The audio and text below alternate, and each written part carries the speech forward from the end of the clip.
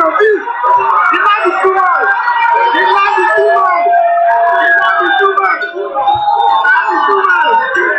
The land is too much. Let's go. But that island has got maybe blue check.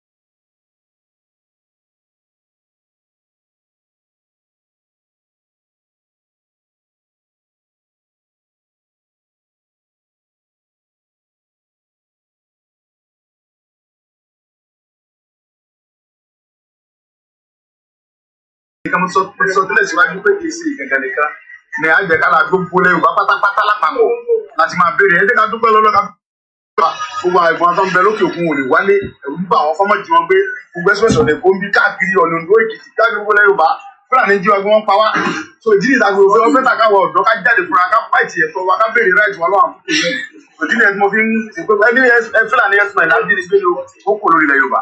Gbogbo báyìí ṣé ẹ lè sọ pé peace alájà ti wà ní gẹ́gẹ́ àwọn aráàlú ẹ̀ ń pọ̀ fún àmì ìbálàfẹ́ àti wà. Tòkè dẹ̀ sí bẹ̀ nìkan mo sọtẹ́lẹ̀ síwájú pé kì í ṣe ìkẹ̀kẹ̀ nìkan ní àjẹkálà gbogbo ilẹ̀ Yorùbá pátápátá lápapọ̀ láti máa béèrè ẹ̀jẹ̀ ká dúpẹ́ lọ́lọ́ka dúpẹ́ lọ gómìnà Ògùn State náà fúnra wọn sọ pé àwọn nífẹ̀ẹ́ wọ́n fi hàn pé àwọn nífẹ̀ẹ́ àwọn tí àwọn ń ṣèjọba lé lórí. Because tí gómìnà bá nífẹ̀ẹ́ àwọn mẹ̀kúnnù tó ń ṣèjọba lé lórí Ògùn State kò ní gbà wá láì pé táwa fèsì àwọn Fúlàní ẹ̀sìn mẹ́rin náà. So fúnra ìjọba ló sọ pé ó ti tó gẹ́ fáwọn Fúlàní ẹ̀sìn mẹ́rin torí pé àwọn tóun ń ṣèjọba lé lórí rẹ̀ ń pa. So ìdí nìta fi wá sóògùn State lé ní. Ṣé táwọn pàdé fẹ́ sí ní gómìnà báyìí? Mi ò tí ì rí wọn. Ọ̀tẹ̀ mi ò pé ibi tó ju ìjàmbá wà lẹ́ka kọ́kọ́ lọ. Tàbá lé àwọn Fúlàní abẹ́lé tí a máa padà lọ bá ìjọba láti kí wọn. Àtẹwọ́.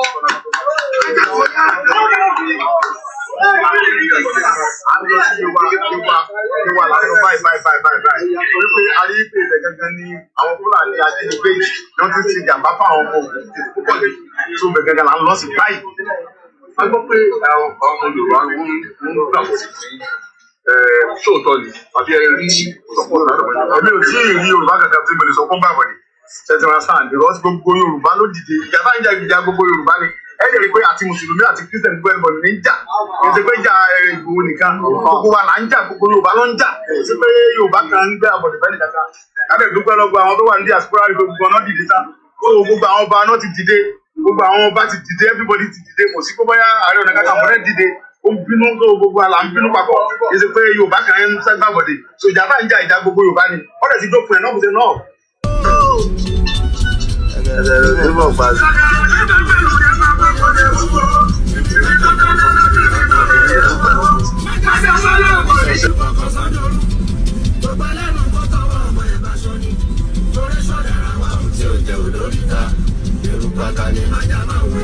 Ẹ má fojú ko eruku ata abẹ́ ń bẹ eruku ata tí o ti fojú ko àbáwọ̀ gbogbo Nàìjíríà.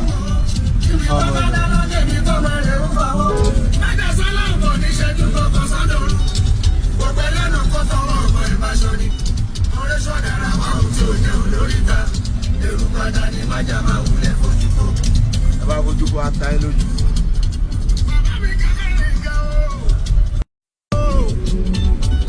Ẹgẹrẹ sí fọ pàṣẹ.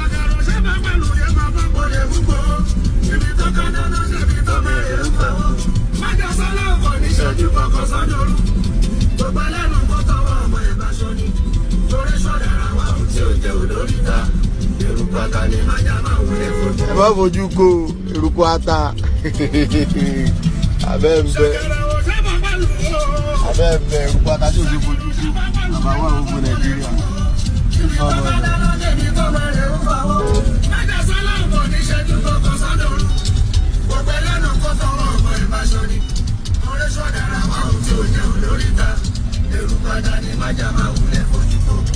Ẹ bá fojú ko ata ẹ lójú.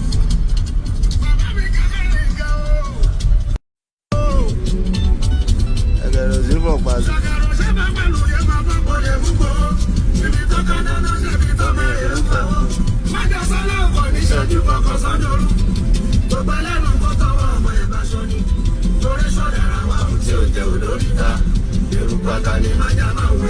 ẹ má fojú ko eruku ata abẹ́ ń bẹ eruku ata tí o ti fojú ko bàbá wà gbogbo Nàìjíríà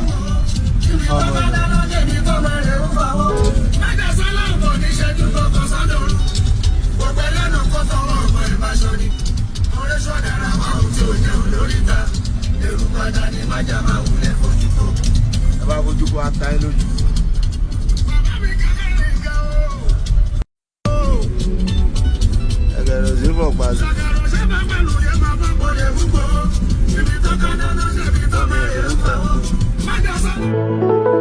ọmọ Ìbàràpá lápapọ̀ ẹ̀jẹ̀ adúpẹ́ lọ́wọ́ àkí ọmọ Yorùbá lápapọ̀ tìlé tó kó ẹ̀mí àbọ̀ ẹ̀bá nkọ́mọ Adéyẹmọ Chief Sunday Adéyẹmọ Ìgbòho orúkọ ńlá tí ń jámọ̀ láyà bí àrá orúkọ tó ń dẹrù bo lórúkọ gan-an ọmọ Yorùbá ẹ má sùn o torí pé bùrà a kò lè fojú kégbodò láyé títa ríro lẹ̀dá ń kọlà wúrà tó máa dán alànà kọjá dandan o ọ̀wọ́n irin ní má bẹ̀rẹ̀ wọ̀nà ẹ̀dá kan ò lè ṣì wá lọ́nà mọ́ ẹjẹ́ àfìmọ̀ṣọ̀ kan ká lè débi re ẹjẹ́ àjọ gbárùkù ti Sunday Ìgbòho ṣá ọmọ Ìgbòho mọ̀rẹ́ nílùú Alágbàdo Òde ọmọ atapẹ̀tẹ̀ wọnú omi ọmọ gègèlè wodò sànyà ìsànyà ò rẹ́ràn bàbá yín láàrin ìdí omi kò sì náà ń kán sí yín lẹ́nu ọmọ òkúta mẹ́ta òkè gbòó ìkan ṣe yín ní dábọ̀dàbọ̀ ìkan ní mọ́ rọra ìkan tó kù nígbà tí wọ́n mọ̀ gbòó mọ̀ rẹ́ kí ló dé gbòó mọ̀ rẹ́ sí ọmọ òpópó sanran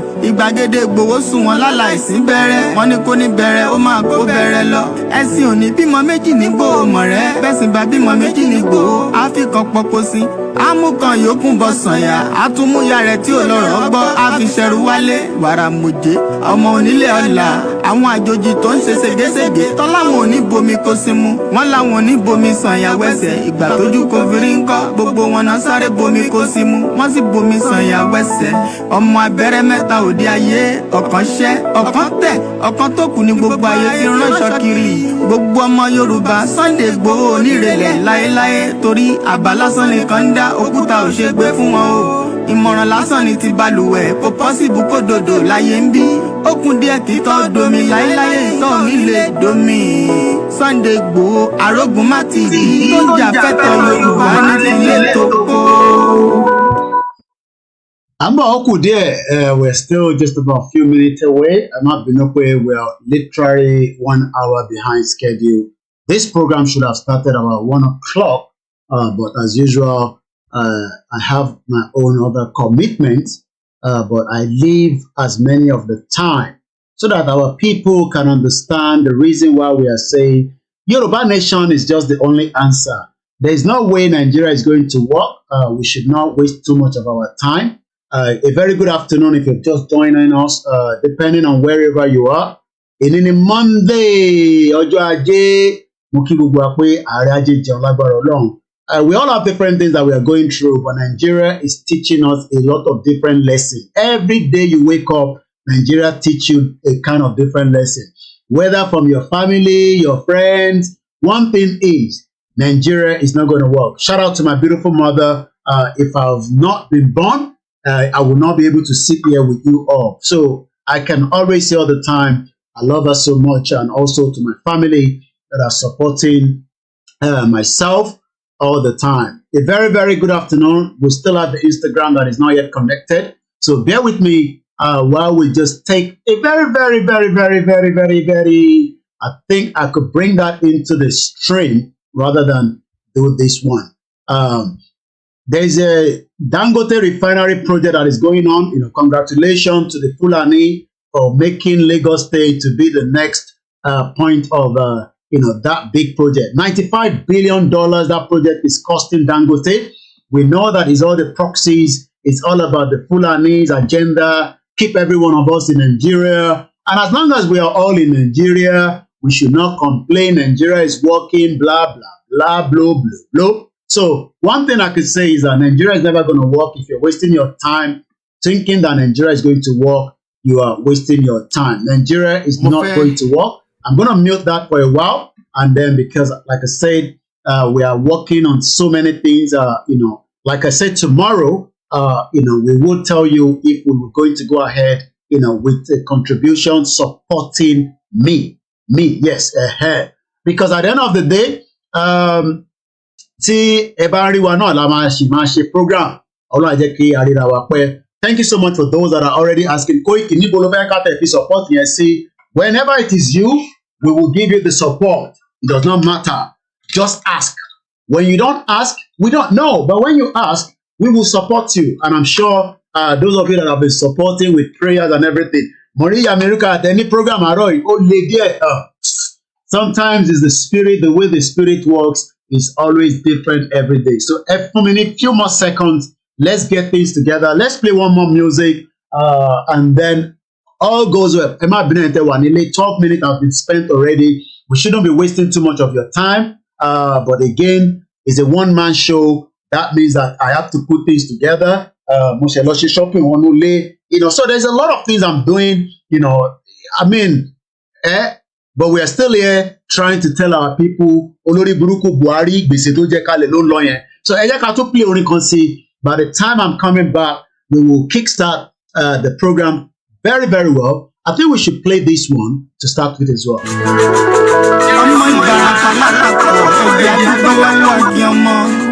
Ọmọ Yorùbá lápapọ̀ tilé tó kó ẹ̀mí àbọ̀ ẹ̀bá nǹkan mọ Adéyẹmọ. Chief Sunday Adéyẹmọ Ìgbòho orúkọ ńlá tí ń jámọ̀ láyà bí àrá orúkọ tó ń dẹrù bo lórúkọ gan. Ọmọ Yorùbá ẹ má sùn o torí pé bùrà a kò lè fojú kégbodò láyé títa ríro lẹ̀dá ń kọlà wúrà tó máa dán alànà kọjá dandan o. Ọ̀wọ́n irin ní má bẹ̀rẹ̀ wọ̀nà ẹ̀dá kan ò lè ṣì wá lọ́nà mọ́ ẹjẹ́ àfìmọ̀ṣọ̀ kan ká lè débi re ẹjẹ́ àjọ gbárùkù ti Sunday Ìgbòho ṣá ọmọ Ìgbòho mọ̀rẹ́ nílùú Alágbàdo Òde ọmọ atapẹ̀tẹ̀ wọnú omi ọmọ gèdèlè wodò sànyà ìsànyà ò rẹ́ràn bàbá yín láàrin ìdí omi kò sì náà ń kán sí yín lẹ́nu ọmọ òkúta mẹ́ta òkè Ìgbòho ìkan ń ṣe yín ní dábọ̀dàbọ̀ ìkan ní mọ́ rọra ìkan tó kù nígbà tí wọ́n ò mọ̀ Ìgbòho mọ̀rẹ́ kí ló dé Ìgbòho mọ̀rẹ́ sí ọmọ òpópó sanran ìgbàgede Ìgbòho sùn wọn láláìsí bẹ̀rẹ̀ wọn ní kó ní bẹ̀rẹ̀ ó máa kó bẹ̀rẹ̀ lọ ẹ̀sìn òní bímọ méjì ní Ìgbòho mọ̀rẹ́ bẹ́sìn bá bímọ méjì ní Ìgbòho áfíkan pọpọ sí ámúkan yòókù bọ sànyà átúmúyà rẹ̀ tí ò lọ́rọ̀ gbọ́ áfiṣẹrù wálé wàrà mòjé ọmọ onílé ọ̀la àwọn àjòjì tó ń ṣe ségesège tọ́láwọn ò ní bomi kó sí mu wọ́n láwọn ò ní bomi sànyà wẹ́sẹ̀ ìgbà tójú kò fi rí ńkọ́ gbogbo wọn náà sáré bomi kó sí mu wọ́n sì bomi sànyà wẹ́sẹ̀ ọmọ abẹ́rẹ́ mẹ́ta òde ayé ọ̀kan ṣẹ́ ọ̀kan tẹ̀ ọ̀kan tó kù ní gbogbo ayé ti ránṣọ kiri gbogbo ọmọ Yorùbá Sunday Ìgbòho onírèlẹ̀ láéláé torí àbá lásán nìkan ń dá òkúta ò ṣe gbé fún wọn o ìmọ̀ràn lásán ni ti balùwẹ̀ kò pọ́sibú kó dòdò láyé ń bí ó kún díẹ̀ títọ́ domi láéláé ìtọ́ mi lè domi Sunday Ìgbòho arógun má ti bí tó ń jà fẹ́tọ̀ Yorùbá ní tilé tó kó. We are now almost ready to kickstart the program this afternoon.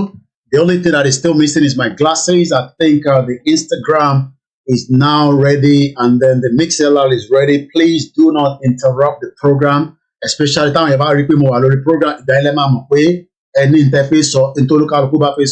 Send the message, leave it there. I do not like to be distracted, especially when we are into the program. So we are good to go. Thank you so much, Iyawa Grace Senior. And then Miss Program jihadist ni mo sọ̀rọ̀ lé lórí. Mo kí gbogbo àti ẹ ti settle down. I'm gonna play these and then I'm gonna come back and then we will kickstart the program. Mo fẹ́ ká farabalẹ̀ ká gbọ́ ilé. The Dangote project is going on in Nigeria. We wish him all the best. In Lekki, we hope people that are looking for a job there, you will get a job.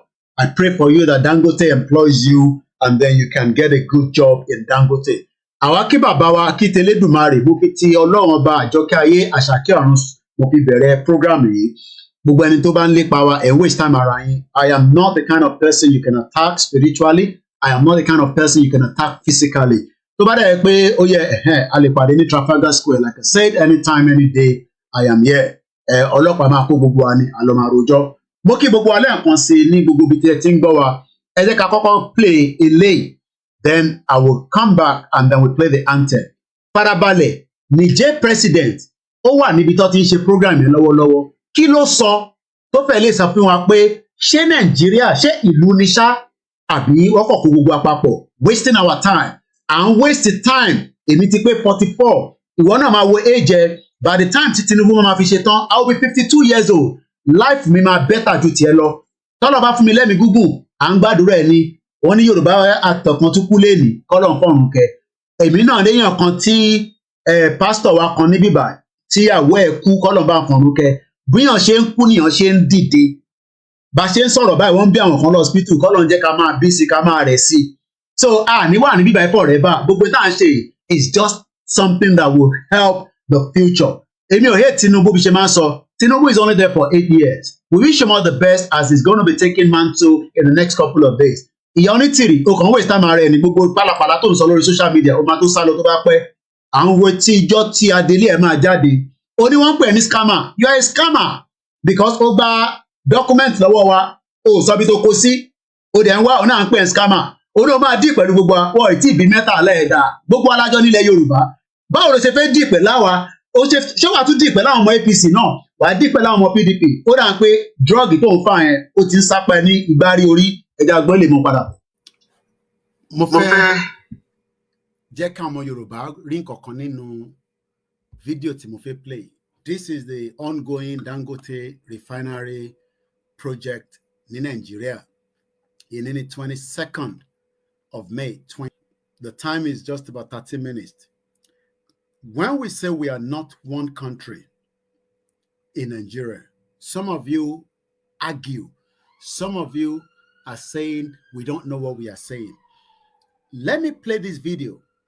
The Ghana president have just spoken, but let's listen to the next person. Then I'm going to come back to the video again. Thank you very much, Your Excellency, the President of the Republic of Ghana. Let me welcome here the President of Niger, His Excellency Muhammadu. The next president that they are calling is the President of Niger.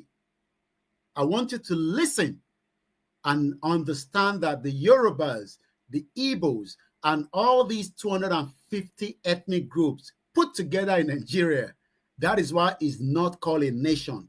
That is why they call it federal. Because what we got in 1960 means that everybody should go in terms of the regional government, which is the Western region, the Eastern region, and the Northern region. But today, that has been destroyed, and everybody is living in denial. The next president is going to speak a language that is not international. Let's listen to it.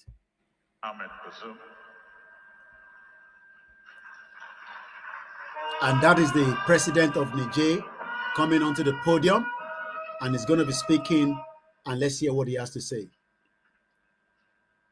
Your Excellency, Mr. President Muhammadu Buhari, Your Excellencies, Head of State, here present, Your Excellency, the Vice President elected, Your Excellencies, ladies and gentlemen, Your Excellency, my brother Ali Dangote, my English will not allow me to speak in English. Did you hear that? His English would not allow, would not permit him to speak in English. Tàbá sọ fẹ́yìn èèyàn wa pé èdè Gẹ̀ẹ́sì ò kì í ṣe èdè tiwa. Ẹ̀gbọ́n tí arákùnrin yìí sọ, òun ni president Niger. Ó ní English òun ò ní wà permit láti jẹ́ kóun sọ èdè Gẹ̀ẹ́sì. Èdè wo ló wá fẹ́ sọ gangan? Ẹ jẹ́ ká gbọ́ èdè tó fẹ́ sọ. Language, so I will try to speak in Hausa. Ẹ̀rípa tún pàtẹ́wọ́ fún òun máa gbìyànjú láti sọ èdè Haúsá. Ṣé gbogbo àwọn tó wá jókòó nísìn ló gbọ́ Haúsá? Ṣé àwọn Yorùbá tó jókòó síbẹ̀ yẹn ǹjẹ́ wọ́n gbọ́ Haúsá? Ẹ jẹ́ àgbọ́n tó fẹ́ sọ. Jama'a wa assalamu alaikum. Na yi farin ciki da Allah ya bani wannan dama na zo yau na halari sabgan na ta fara aikin da aka yi yau shekara 10. Wannan aikin ya nuna cewa Alhaji Aliko Dangote dan Najeriya ne kuma mai kishin ƙasar Najeriya gaba ɗaya. Ṣé ti rí ìdí tí a ṣe ń sọ fún ẹ̀yin èèyàn wa pé Nigeria is just a scam, kò kí ń ṣe country. Òun sọ Hausa, ṣé gbogbo wa la gbọ́ Hausa tó ń sọ? This is the reason why we are saying Yoruba nation, no going back, Yoruba nation for life.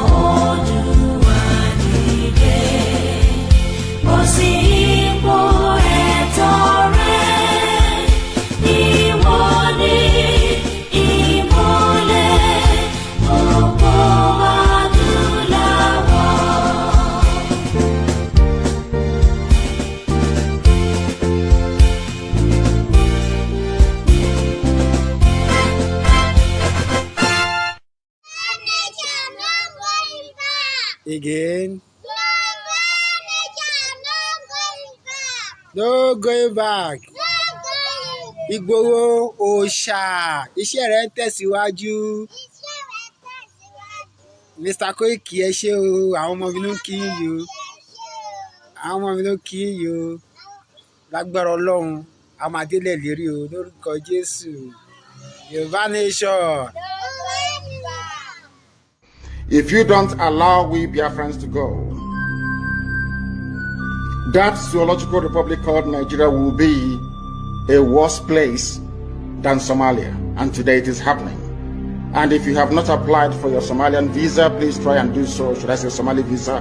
Try and do so as quickly as possible, because the zoo is on the path of destruction. And there is nothing man can do to reverse it. Mark today's date and what I'm telling you. Nigeria will be destroyed beyond human comprehension. Impediment to Yoruba development is the impediment to Odua development.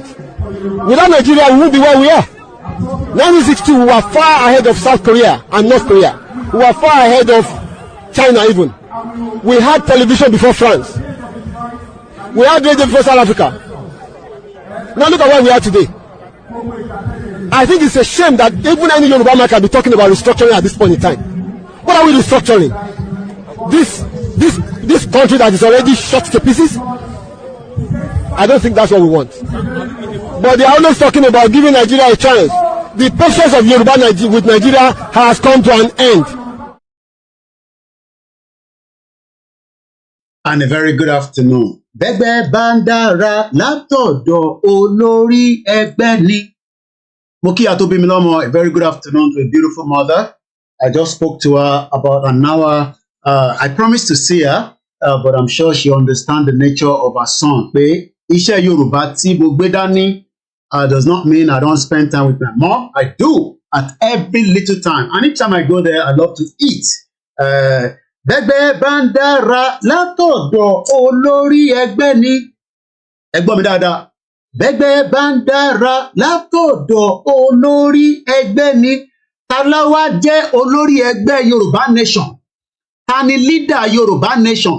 Ta lẹni tí gbogbo ọmọ Yorùbá fọkàn tán? Ta lẹni tí gbogbo ọmọ Yorùbá ń wò pé tí kò bá ń ṣòun á ti sọnù? Bẹ́gbẹ́ bá ń dára látọ̀dọ̀ olórí ẹgbẹ́ ni. Bẹ́nìkan kó mọ kájọ máa kó. Bẹ́nìkan fẹ́ sílé kábà máa ṣí. Bí ìyá bá ń jọmọ Yorùbá, bàbá yìí ló jẹ́ ká mọ̀.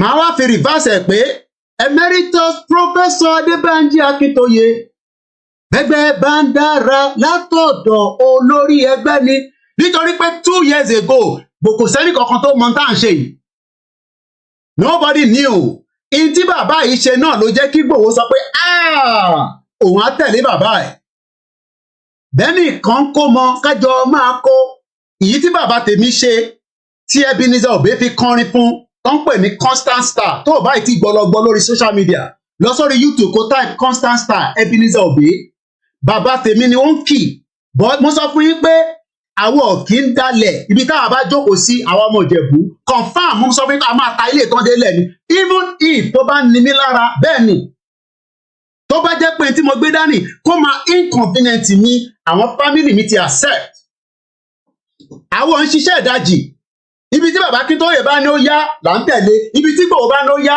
ibi tí bàbá Yínóge bá ní ó yá ibi tí YSDM òun là ń tẹ̀lé challenge tó kù á dì pẹ̀lú yín 8 years ní Tinubu ní after 8 years ẹ̀yin ọmọ Yorùbá ẹ sunkún ẹ sun ẹ̀jẹ̀ ẹ máa bẹ̀ wá ànídáyín lóhùn but ṣàmà wá dúró before 8 years no àwọn kan ní Kóìkì what is the way forward gbèsè wà ń lé tí Buhari ti jẹ ó ti kó bá Tinubu kí Tinubu tó dé olórí burúkú bomb bastard ọmọ Fúlàní ó ti kó bá Tinubu a máa wá gbogbo owó tó fẹ́ yá nísìnyí gbogbo àgbáyé ó tún máa fi lọ́kẹ́ pọn Nàìjíríà sí gbogbo àgbáyé the world is not going to borrow any money àfi tá a bá fi àwọn nǹkan kan sílẹ̀ you think that they can just say ẹ lọ gbowó take a loan you are going to take a loan ẹ máa fi kọ́kọ́ sílẹ̀ trade by barter nílé ayé ṣe rí àwa Ìjẹ̀bú ó rà pé ẹ tí mọ̀ wá dáadáa ẹ lọ béèrè bàbá tèmi tó fi kú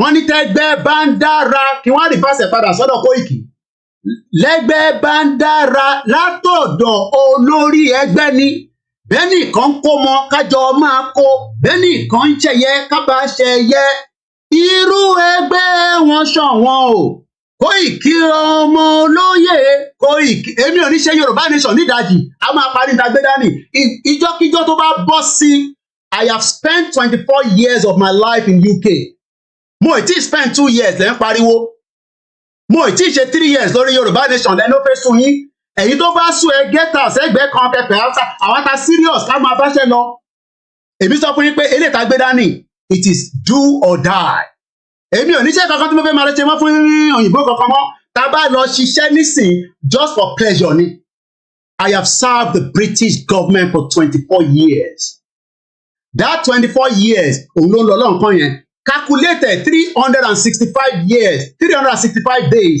and multiply that to 24 years service tẹ́mi ti fún UK nìyẹn so ilé tí mo gbé dání èmi ṣe bẹ̀rẹ̀ ayé jíjẹ Yorùbá nation no going back ni a serious pẹ̀lú ẹ̀ but we will follow the instruction because a lè ní driver méjì olórí burúkú nìyá onítìrí tó dé kò kì í ṣe driver kò tẹ̀ ń ṣe conductor kò ń ṣe agbèrò kò ń ṣe passenger gan bomb bastard woman tó dé láàrin méjì she is not a driver she is not a conductor she is not even a passenger mọ̀mí water woman tó dé láàrin méjì tó rò pé ó máa bà Yorùbá nation jẹ́ ó wá fìpò máa destroy bàbá Akíntóyè kó tó destroy bàbá Akíntóyè máa destroy ìwọ fúnra rẹ̀ mo ní tó bá bí ẹ̀dá sọbi tó wà fún mi 24 hours máa gbé àwọn èèyàn dìde wá bẹ níbẹ̀ wá kún ẹ lára kìtìkìtì èmi ni mo sọ bẹ́ẹ̀ Koiki Media sọ fún mi ibi tó bá wà 24 hours anywhere in the world wá kún ẹ lára kìtìkìtì bomb bastard òun sọ pé bàbá Akíntóyè ló nǹkan dúdú wá sọ tí MKO Abiola lò kó tó di pé ó jáde láyé ṣé kò lò nǹkan dúdú ni wọ́n fi jẹ Ààrẹ Ọ̀nà Kakanfò nílẹ̀ Yorùbá bomb bastard olórí burúkú ṣẹ̀bọ́ ògùn ló ṣe tó fi mú MKO mọ́lẹ̀ bomb bastard woman tí ẹ kọ́ ni mo bá wá lọ́sàn-án mo kàn fún ẹ ní respond èmi máa ń gbọ́ program ẹ èmi sì ń gbọ́ torí pé olórí burúkú ẹ mo fẹ́ mọ tó ń sọ mention orúkọ mi ni mo sọ fún ẹ tó bá bí yàrá yẹ ẹ̀dá ìwọ dárúkọ mi tó bá lọ sọ́dọ̀ ìjìnlẹ̀ lọ́dọ̀ Ṣóyẹ Kóríbẹ̀ àwọn èèyàn wẹ́ mo ti sọ fún Ṣóyẹ Kóríbẹ̀ pé kó fún mi lẹ́nìí màá wọ night bus màá pàdé ní Manchester láàárọ̀ ọ̀la kó sọ bí tá ti máa pàdé a ní láti bára wa jà kó máa ṣe program kéèyàn náà máa ṣe program kò ní sọ bí tó wà fún yìí bomb bastard ní gbogbo wọn ẹ sọ fún Ṣóyẹ Kóríbẹ̀ pé mo dárúkọ ẹ pé kó sọ bí tó wà máa lọ wọ night bus máa kàn lára láàárọ̀ ọ̀la máa dé Manchester first thing tomorrow morning night bus ni máa wọ̀ bomb bastard ẹ̀yin olòṣì burúkú wọ́n kí ẹ̀yin tẹ wà tẹ jẹ́ Yorùbá ẹ jókòó dáadáa Buhari ti bà nǹkan jẹ́, Buhari ti sọ̀rọ̀ àti gbọ́. Ó dàgbé mo ní fídíò yẹn, ẹ jẹ́ ká sáré play ẹ̀. Olórí burúkú Wàsíù tó kọrin fún Buhari, olórí burúkú àwọn méjèèjì nísìn, Wàsíù ń jayé lọ nísìn, ó ń dẹpọ̀ bọ́lẹ̀ bó ṣe ń fẹ́ yàwó kan ló ń fẹ́ méjì, bomb bastard. Ó dá wàhálà sílẹ̀ nísìn, gbogbo ẹ̀yin tẹ́ ẹ kọrin lábẹ́ Buhari, gbèsè tó jẹ nísìn, ó wà lórí ẹ. Ìwọ máa lé Yorùbá. Níbo ni fídíò yẹn wà náà? Ọlọ́run á jẹ́ kí n tètè rí ṣá, mò ń bọ̀. Buhari ti sọ̀rọ̀ àti gbọ́. Buhari ti sọ ẹ tuntun kọrin ṣọ́ra ẹ tuntun kọrin èmi ló kàn. Ẹ máa kọ ẹ jẹ mo yóò yà. Ṣẹ́mo tó ń pè ní inflation ẹ ríra rí báyìí ẹ máa gé ara yín ẹ máa jẹra yín. Ọ̀tọ̀ ní tàárọ̀ tí mo ṣe àwọn jihadist yẹn eléyìí tá a fẹ́ sọ̀rọ̀ lé lórí gbèsè tí Buhari jẹ sílẹ̀. Ó ti jẹ gbèsè sílẹ̀ fún Tinubu. Ó yá Buhari ti sọ ó yá. Buhari ti sọ àti gbọ́. Yéè. Buhari ti sọ àti gbọ́. Àti gbọ́ olórí burúkú.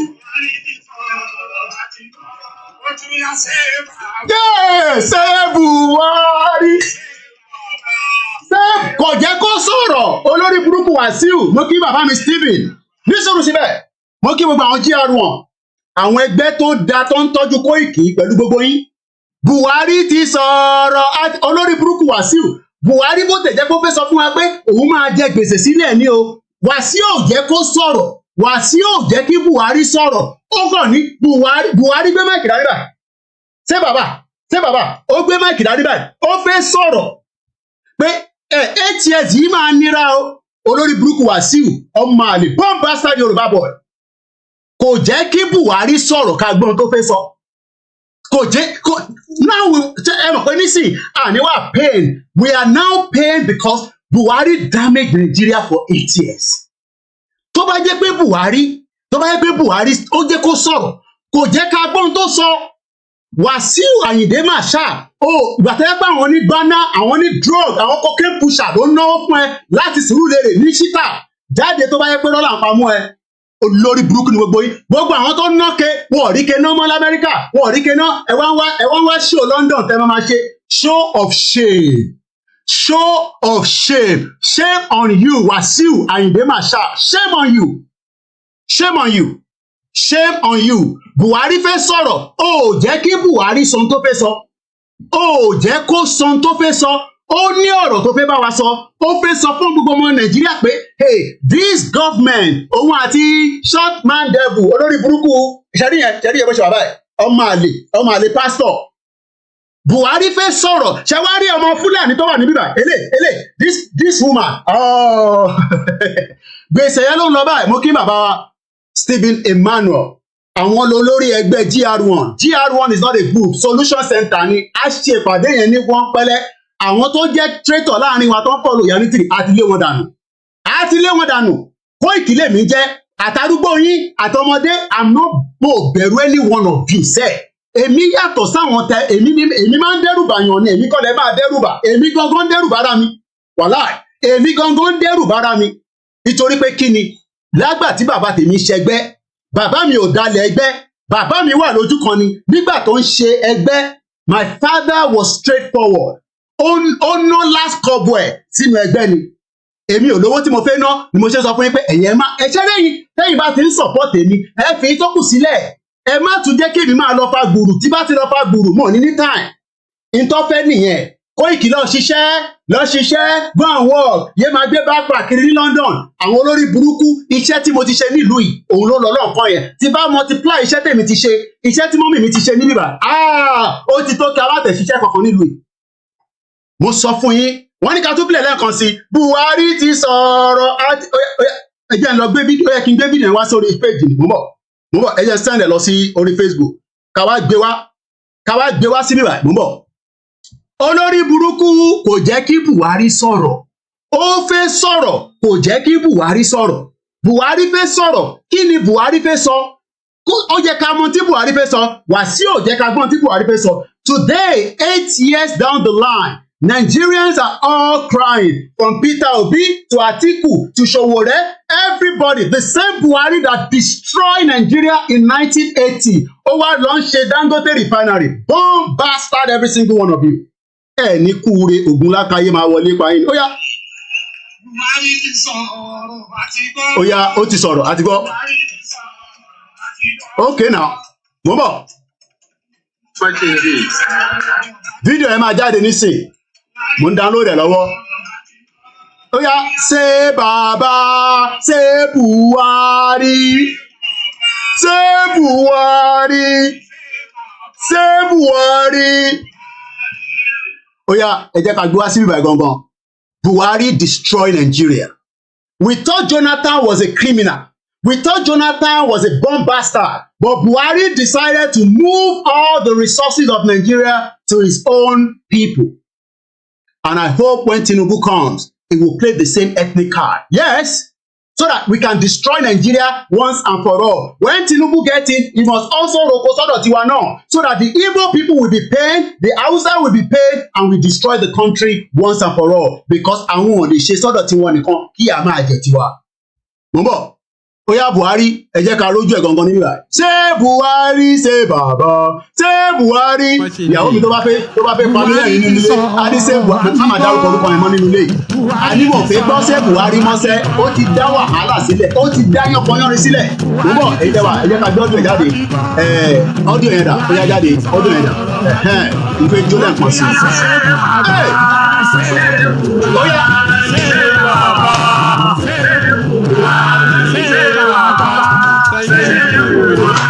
Ó tún ní thank you. Wàsíù ò jẹ́ kó sọ̀rọ̀. Ó yá. Oh my God, a ti gbọ́. Buhari ti sọ̀rọ̀, a ti gbọ́. Buhari ti sọ̀rọ̀, a ti gbọ́.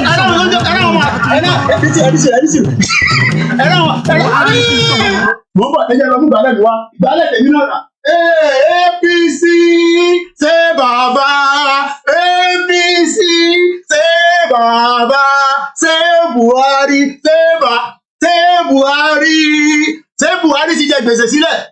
Buhari ti jẹ gbèsè sílẹ̀ Buhari ti jẹ gbèsè sílẹ̀. Ṣé Buhari 42 trillion naira.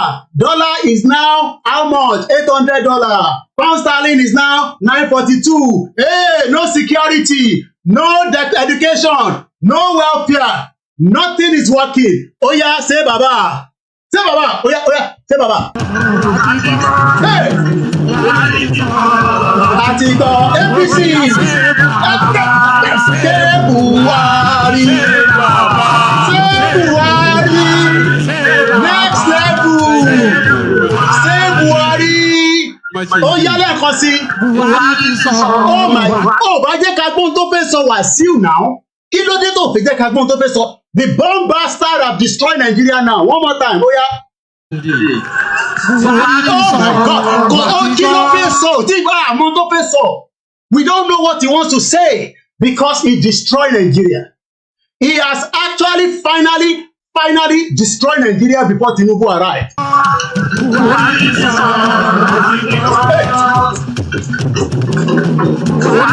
Hey, àwọn Yorùbá ń lò. English. Bomb bastard. Bomb bastard.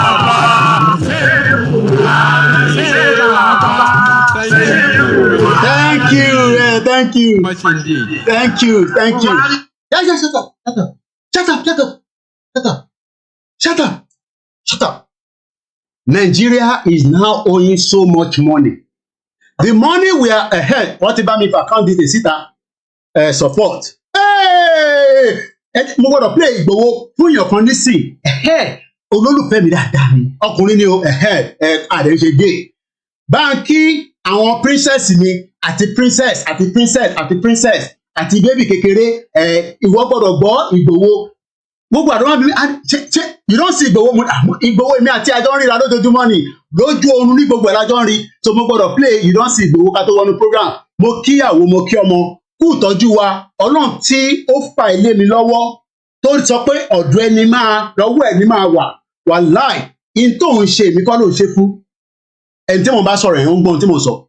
Báńkì princess báńkì queen mo wá dúpẹ́ fún ẹ torí pé ẹlòmíì ò tí ì mọ tóun ṣe ní tẹ́lẹ̀ ń ṣe fún wa èmi kọ́ lẹ̀ ń ṣe fún, but ó máa ń láìkí a ní ṣé mo ti rí Ìgbòho àwa ti Celestial lájókòó yìí mẹ́tẹ̀ẹ̀ta ni mi ṣe bí ṣe ń ṣe Celestial mo ń ṣe kérúbù mo ń ṣe gbogbo ẹ̀ 3-1 ni mo ń ṣe mo kí ẹ dáadáa ìwọ ló lélẹ̀ jẹ́ fún ẹ lélẹ̀ ká tó bẹ̀rẹ̀ program officially this is for you torí pé kí ni èèyàn dáadáa nìyẹn èèyàn tó wá jẹ́ tó dáadáa yẹn má change wẹ́ ìwọ ṣàdúró síbẹ̀ má change wẹ́ ṣó wá rí ibi tí wọn náà fẹ́ lọ yẹn ní kàríà tó fẹ́ tẹ̀síwájú yẹn wàláì eléyìí tó ń ṣe fẹ́mi tínú mi ń dùn Elédùmarè bá ń ṣe tó jù fẹ́ fún ẹ lọ òun lélẹ̀.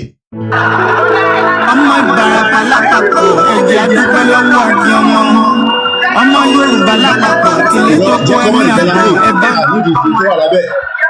jẹ́ kọ́mọ̀ ìwọ ló nìyẹn jẹ́ kọ́mọ̀ ìwọ ló nìyẹn bonjour mo kí ẹ ó ti wà confused the love is too much the love is too much the love is too much a máa nífẹ̀ẹ́ kú ni ìwọ tó bá wá sọ pé Ìgbòho mọ̀ ṣe ìwọ gbé bàbá ẹ̀ jáde bàbá ẹ̀ ní kò gbé jáde. Very good afternoon and welcome to the live transmission. We have literally spent 42 minutes to wind up, 42 minutes to tell you that Buhari destroyed Nigeria. These 3 people will be held accountable for your life for the last 8 years. The reason why you did not make it in Nigeria is 3 people: the finance minister, the president, and the vice president. These are the 3 people that destroy Nigeria. And today, as over 100 and according to the paper today, 127,000 Nigerians have literally japa. Please, if you find your way to japa, find your way. But that will not solve the problem. That is just a minor tick box to the real problem. Because the more we are running away, the more we are also being marginalized outside. My name is Olawumi Koiki. Maybe you are joining this program for the first time. Yeah, we break Nigeria so that we can move further. Our life is already mortgaged inside Nigeria. Buhari sold us out to different parts of the world. As he was borrowing money, the transmission is going to be both in English and Yoruba. Bó ṣe yáwó níta, ó ti fi wá yáwó. Owó tí Buhari fi wá yá, òun ló ń lọ lọ́nkàn ẹ̀. Owó tí Buhari fi wá yá, òun ló ń lọ lọ́nkàn ẹ̀. And today, ìdí tí a ṣe gbérí is nothing more than the fact that Buhari destroyed everything. I welcome you into the conversation. Mo tún kíyà mi lẹ́ẹ̀kan sí ẹ kú ìrọ̀jú. Like I said, tomorrow, I will determine finally if we need your help. But if you still think that Koiki, tẹ́ ní láti dúró dọ̀la, kí ló bí olùfẹ́ ká fẹ́ fowó yẹn sí? And please, for those of you that are paying us in Zelle before, do not pay money into that Zelle account for now. You are rather get in touch with me and decide how you want to support us. With prayer. Oh yes, I need a lot of your prayers. I can't sit here kí n máa sọ pé onídàá fún Christian, onídàá fún Sẹ̀lẹ̀. No. I've gone past. I love even Hindu. I love every religion around the world. Ìjẹ̀sìn kan mo gbé dání. But please, once again, gbogbo ẹ̀yin tí ẹ ní Zelle details kan lọ́wọ́, ẹ má sanwó sínú Zelle yẹn fún mi for now. Mo kí gbogbo alẹ́ nǹkan sí. As I'm now preparing to go into the broadcast and the transmission for this afternoon, my focus today, please look at the topic. Don't come and sit here and abuse Igboho. Don't come and sit here and abuse Baba Akintoye. I will curse you. I will curse your four fathers that have died. I don't joke with these 2 people. Don't curse Chief Ayiloge. Don't curse anybody. You can sit here and disagree, but don't curse anybody. I know some of you are watching. Lè má ṣe Koiki ni the star boy.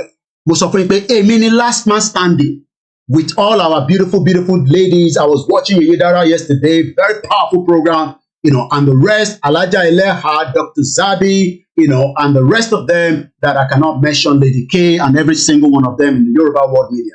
I am different because I speak from the international side, the international angle. I look at things from the international perspective. Ìyẹn ni mo ṣe yàtọ̀.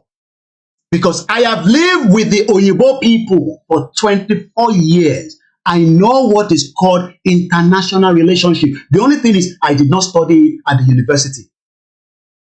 But I had the privilege of getting closer to somebody like Otumba Oseni, where they wanted to destroy that man. Àwọn àgbàlagbà media làwọn yẹn. I have known him in this country for more than 24 years. We're talking about Fatai Ogunribido, and there's so many of them like that. Àwọn tá mọ́ra dáadáa. I am Olayomi Koiki. Yes, you can call Dupe Onitiro because she's a scammer. Do. So picture her do. The one pè mí ní scammer. Èmi kọ́ ni scammer. Bomb bastard. Let's get into the program and leave her for now. Mo kí gbogbo alẹ́ nǹkan sí. Mo kí wà látà. Mo kí gbogbo olórí ẹbí wa. India has set aside over $10 billion grant for African countries. That's one of the main talking points following the one-day summit in New Delhi. And how does Nigeria benefit from the grant? When India agrees to maybe put a factory, it solves some unemployment problems. And the goods and services they produce, that means our foreign exchange will not suffer so much. We do not own the copyright to this video. It's just for educational purpose only.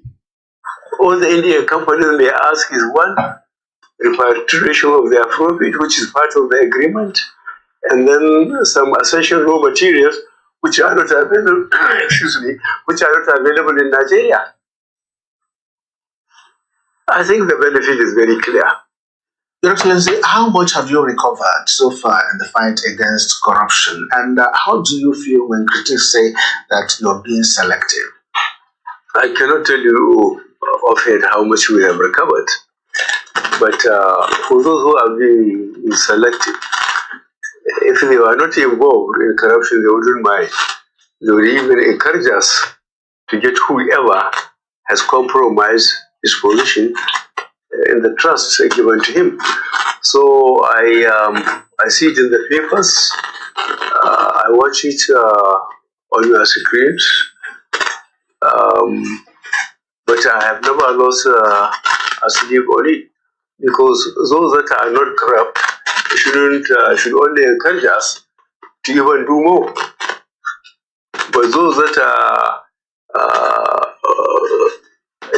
interested in the safety of those that have abused trust in the country will go to any length, include.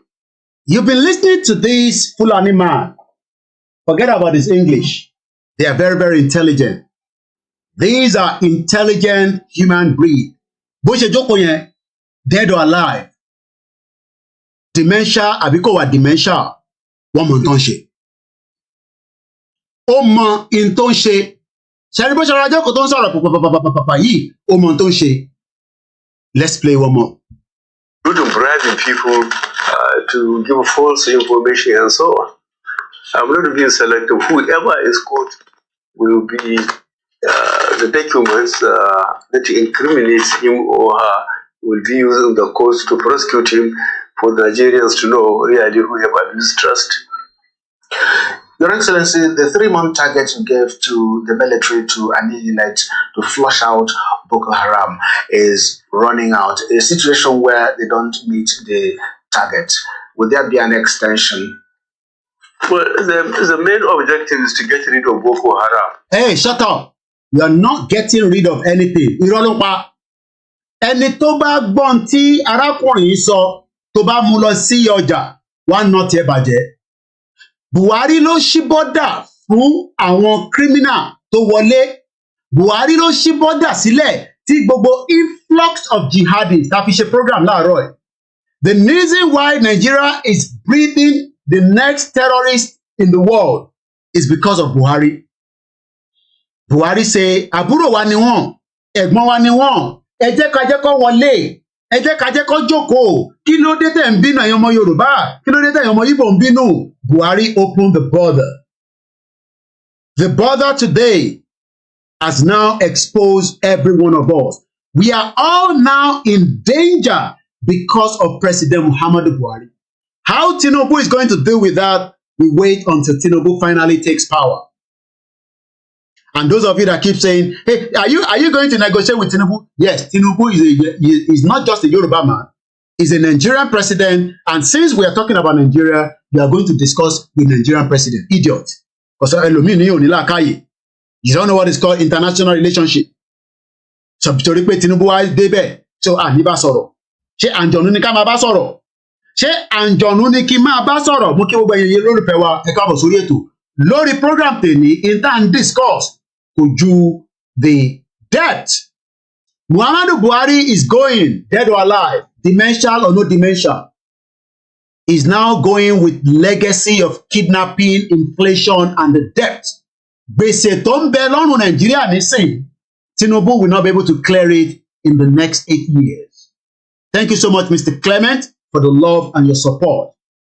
And once again, appreciate to every one of us that have joined us, from our mothers to our sisters to non-Nigerians and to those that are friends of Nigerians, and they are not concerned yet, but I'm sure you'll be concerned because it's going to affect every single one of us. There will be more Nigerians trying to get to your country, either through the visa or through the back door or through the sea, just as we are seeing that immigration is becoming a problem. 60,000 Nigerian family relocated with their husband, their uncle, their son into UK during the visa of the student to United Kingdom from just last year alone. Whether it's within the time limit we give to the military or outside it, we'll maintain focus on our objective and we will support them. You never support the military. I just showed a military in a military barrack. The picture I released, I can't release the audio because they will track him down. That was a military man eating eba with no meat. We've seen a lot of Nigerian military pushing the military truck. We've seen a lot of Nigerian military that has been killed because there's a compromise. And if you do not believe me, maybe we should just lock this in. It's not an old video, but it's just something that refresh our mind continuously, that we are dealing with monsters that have overthrown Nigeria.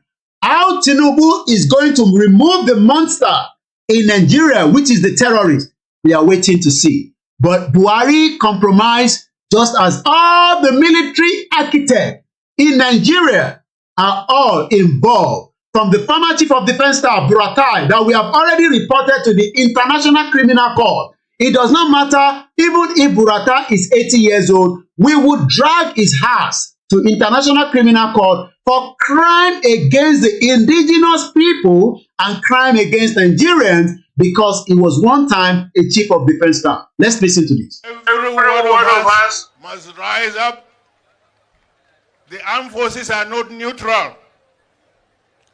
They collude. They collude. They collude with the armed bandits. They kill people, kill Nigerians. They facilitate their movements. They cover them. If you are depending on the armed forces to stop the killings, you will all die one by one. So what is Buhari telling us here then? Kí ni Buhari wá ń sọ fún wa? Kí ló dé tí Buhari tí kò make sure pé expertise as a trained military general? He was trained here as a military in United Kingdom. Buhari is not just an ordinary military guy. He was trained here in UK. And when people are trained here, just like I have lived with with them here for the last 24 years, that means that I have also taken some of their own that can be beneficial to me, because you cannot take everything that is in this country. If you take everything, you will go down quickly. But if you take the one that you think that it will be beneficial to you, you are okay. Now, kí ló dé tí Buhari will eradicate terrorism in Nigeria, and it becomes more problem. Let's go back to him. Normally, I'm an optimistic person. Those that have already given up, I'm sorry for them. So, are you giving up now, or you are just saying, you know what, Tinubu, come here. Tinubu, come here. You are now the next president. Go and deal with the terrorists that I brought into the country. Or should we say that is Tinubu aware of the influx of the terrorists in Nigeria? Because we know evidence is out there, whether I played it in this program or not. Evidence pointed out that when Buhari government wanted to come in 2015, we were told that Buhari and some cabal within the northern part and some politicians, maybe within the southwest, the southeast, brought in people that they could not return back. And evidence is there because El Rufai told us on so many programs that they even paid them, but they refused to go. And are they the same like the Wanga group that is fighting against the Ukraine? There's some group called Wanga. Are they the same? Is it that because Wanga is a little bit more professional, that's why we probably don't think about it? Because Wanga, these are military trained, ready to go and confront anything. And as we speak right now, they are fighting back to back with the Ukraine military in Ukraine. Ṣé àwọn tí Buhari náà kó wá, are there those that just wanted to, beat us by cane? Take. And they decided that they are not going back because Nigeria is so sweet. Because these Wanga were almost also going to play in Russia, say, if you don't give us more weapons, we are not going. Are we now in the same situation that Buhari brought in these people in 2015, deceived everybody that they are just here to protect us? They are not going to kill anybody. They are not going to kidnap anybody. And 8 years down the line, Buhari government expire in less than 7 days from today, God willing. I realized that one of my laptop is not in charge, and I'm not in Nigeria where they don't have light. It's only in Nigeria you don't have electricity. I have electricity here. It's not cheap. I have to pay for it. So we're good to go. So ṣé Buhari ó and ṣé pé ntí Buhari fẹ́ sọ fún wa nìyẹn tí olórí Jágádá olórí Májàdíyẹ, because Buhari wanted to tell us something, but this guy did not allow. One more time. Buhari ti sọ̀rọ̀ àti gbọ́. Buhari ti sọ̀rọ̀ àti gbọ́. Buhari ti sọ̀rọ̀ àti gbọ́. Buhari ti sọ̀rọ̀ àti gbọ́. Ó ní ṣe bàbá, ṣe Buhari, ṣe bàbá, ṣe Buhari, ṣe bàbá, ṣe Buhari. Buhari came in 2015. The diaspora around the world gave him the support because Tinubu was part of the project. Buhari. Tinubu was the anchor man that said, Buhari is coming to save our lives. Buhari will turn Nigeria to where we can at least eat 3 square meals. Today, let us start talking about the record that Buhari is leaving. Buhari destroyed Nigeria. And as you can go back to these, if you do not know what is called LSE, my mom had the privilege to shake Bill Clinton inside this building some almost 10 or 15 years ago. I do not have the exact year. Bill Clinton was in London with the daughter, while my mom was privileged to be in the same building.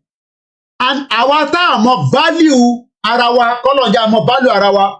Bill Clinton was there on a Friday. My mom shook his hand. By the time my mom got back to work on Monday, after 48 hours, for the fact that my mom was telling the Oyibo people, I'm talking about the lords now, I'm talking about the Lord, but I had the privilege to shake Bill Clinton. They were shaking my mom's hand just to engage that privilege that they would never shake Bill Clinton. But today we have the privilege of Professor Banji Akintoye and Igboho and Tifayiloge and the rest that are saying that Buhari destroy us, let us come out before Tinubu comes in. They say, no. It's because he's Fulani man.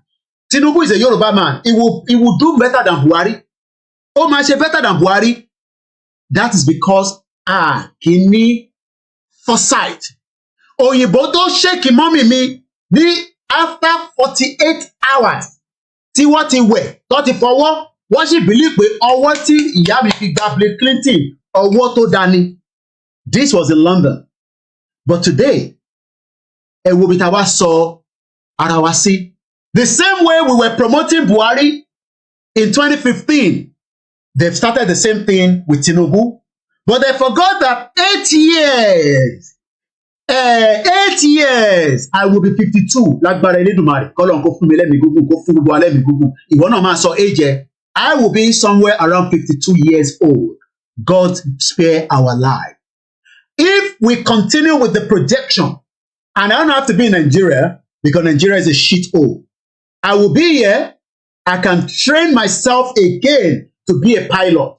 That's if I wish to. I can train myself to be a chef. I can even be somebody that is cleaning the street. That was in 2000. London School of Economics is one of the most expensive places. God bless the people that have the money, like the Otedola that were able to send their daughter, DJ Copy. She finished from this school. You are there now, Nigerians, now waiting for Tinubu to come and solve our problem, to give us what we called freedom.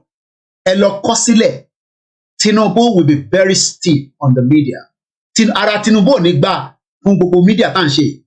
Ẹ̀yin tẹ́ wà nílé ló máa dín pẹ̀lú, kò lè dín pẹ̀lú àwa. Ẹ kọ déètì ní sílẹ̀. The media that will handle Tinubu communication, they'll be more stringent than Buhari government. This article came out on the 2nd of November 2022. That's last year. Buhari's protected failure to fight corruption is forcing Nigerians to look beyond. Look beyond where? Níbo là ń wò? Ọ̀nà wo la fẹ́ wò? Níbo la fẹ́ wò sí? Because Tabanika Fisile, Tinubu will be coming with a huge debt on Nigeria, with a huge problem. 8 years will not be enough for Tinubu to deal with the problem. That is the reason why we are saying to the Yoruba people, ẹ̀yin tí ẹ ń ṣe APC, we are not against you. We are not fighting you. Forget in Tambarawa lórí social media. But Tinubu will only have 8 years. Kò ní ní another 8 years. Kò ní, I'm not saying nílé ayé o, ẹ má ṣì mí gbọ́. Tinubu will only have 8 years, just as Buhari had the 8 years, and that 8 years is finally winding down. Dead or alive. If he's alive, from talking about Buhari, he has destroyed Nigeria beyond what you can think of. Once again, my name is Olawumi Koiki, and this is Koiki Media, bringing the world closer to your doorsteps. Let's go back to the article. In 2015, ó mà dàbí àná mà ní. 2015 yìí mà dàbí àná. Ó mà dàbí ìgbà tẹ́ pé èèyàn sùn. Abáyọ tó ṣe sọ pé mo rántí ìtàn yẹn nínú Quran. Wọ́n ní bàbá yẹn sùn nígbà tó máa jí. Wọ́n ní kó mú owó yìí kó mú lọ sí ọjà. Nígbà tó mú owó yẹn dé ọjà, kábíyèsí Elédùmarè. Wọ́n bí pé níbo ló ti rí owó yìí. Ó náà lòun lówó yẹn. Àwọn tó mọ ìtàn tí mò ń sọ yìí, ó dà pé inú Quran ló wà, if I'm very right. Ẹ jẹ́ kí n ṣe kíní or disturb. Kíní Koiki Media yẹn. I think it's okay. You can manage it. Ó ní òun lòun lówó yìí. Wọ́n wá realize pé century ti lọ. Ìyàn á máa sùn á di òkú kalẹ̀. Bí èèyàn bá sùn kò ní mọ tó ń lọ mọ́ àfẹni tó bá wà nú ẹ̀mí tó wà in the spiritual realm. Because ìtagbé dání is a spiritual realm. Wọ́n ní 60 years ẹ ṣé gan ni Bàbá Joseph Ọládàpọ̀. Arákùnrin yẹn ti sùn for 60 years kò mọ tó ń lọ láyìíká ẹ̀. Nígbà tí Buhari máa dé ní 2015 ó mà dàbí àná mà ní. Buhari mà ló ti ń lọ nísìnyí kábíyèsí Elédùmarè. Ẹ̀yin ọmọ Yorùbá, wọ́n ní bẹ́ẹ̀ ni wọ́n nínú Quran ló wà. Ẹ̀yin ọmọ Yorùbá tá à ń sọ fún pé ọ̀rọ̀ pé à ń bá Tinubu jà kọ́ ló wà nílẹ̀. Ọ̀rọ̀ ayé wa tó ti lock sínú Nàìjíríà tí kò gbérí mọ́. Ọ̀rọ̀ pé gbogbo wa ò lè jápa kò possible. Gbogbo ọmọ Yorùbá ò lè kúrò nílẹ̀ Yorùbá kò possible. Bọ́ bá ṣe pọ̀ tó ní nínú Nàìjíríà, wọ́n ní we about 30 million. Níbo la fẹ́ sá lọ ní gbogbo 30 million? Àmọ́ wá sílé sílẹ̀. Ìdí tá a ṣe ń sọ fẹ́yìn èèyàn wa ni pé it is now or never. Tinubu bá débẹ̀, a máa wá bó ṣe fẹ́ yanjú tí Buhari ṣe sílẹ̀. Kò ní lè blame PDP mọ́ nítorí pé Buhari ló ṣèjọba fún 8 years. Òun náà ló gbé wá. In 2015, Muhammadu Buhari emerged as the presidential candidate of the newly formed opposition coalition the All Progressive Congress, known as APC. Many ordinary Nigerians, ẹ̀yin ọmọ Nàìjíríà òdodo, òyìnbó yẹn ti pọ̀ jù, ẹ jẹ́ kí n lọ wá meaning ẹ̀, èmi náà mọ̀, because I learn a lot in this program that we've been doing. Tó bá sọ pé Hotel Echo Alpha Victor Echo, báwa ṣe máa ń pè ní ẹ̀, ìwà máa ní H for house, E for egg. I got to change the phone because it's already indicating that it's already battery low and we are already moving into a very good section of the program. I need the gadget. Every BBC don't connect CB connect song. But it need only which is it is my own personal need. Ní láti mọ̀ tó jẹ́ nígbà tí mo ti ní mi mo need personal need. So we pray that people will be able to, support from tomorrow officially when I'll be announcing that to go ahead. But already we have seen at least 2 or 3 people that have said, Koiki, do the Tuesday, send account number, and they've done something good for us there. And we appreciate you. Let's come back to the program once again. Tabasope, again, kilo mean lift, can lift in can, and whatever you are donating is a voluntary donation. It's got nothing to do with Yoruba Nation. It has nothing to do with Yoruba Nation. It is just for my own need. That's all. Yoruba Nation. It's just that I got to sort 1 or 2 things out that is very, very urgent. That's all I can say. Tabasope, Tabani, HEAVE. This was the expectation. Expectation that Nigerians are waiting for. Because we thought that Jonathan was just a bad guy. Drunkard. A PhD that do not know the left from the right. So expectation was Buhari as a former military dictator. Because he was not a military guy that was good. He actually overthrown the government. But we polish him, we put him there, we approach him, and that account that is put there is an authentic account. Like I said, do not pay, for those of you in America that need support to Atele, Emerson hosting the Zelle account for now. Tebape support. You can even send a Western Union, I will pick it here in London.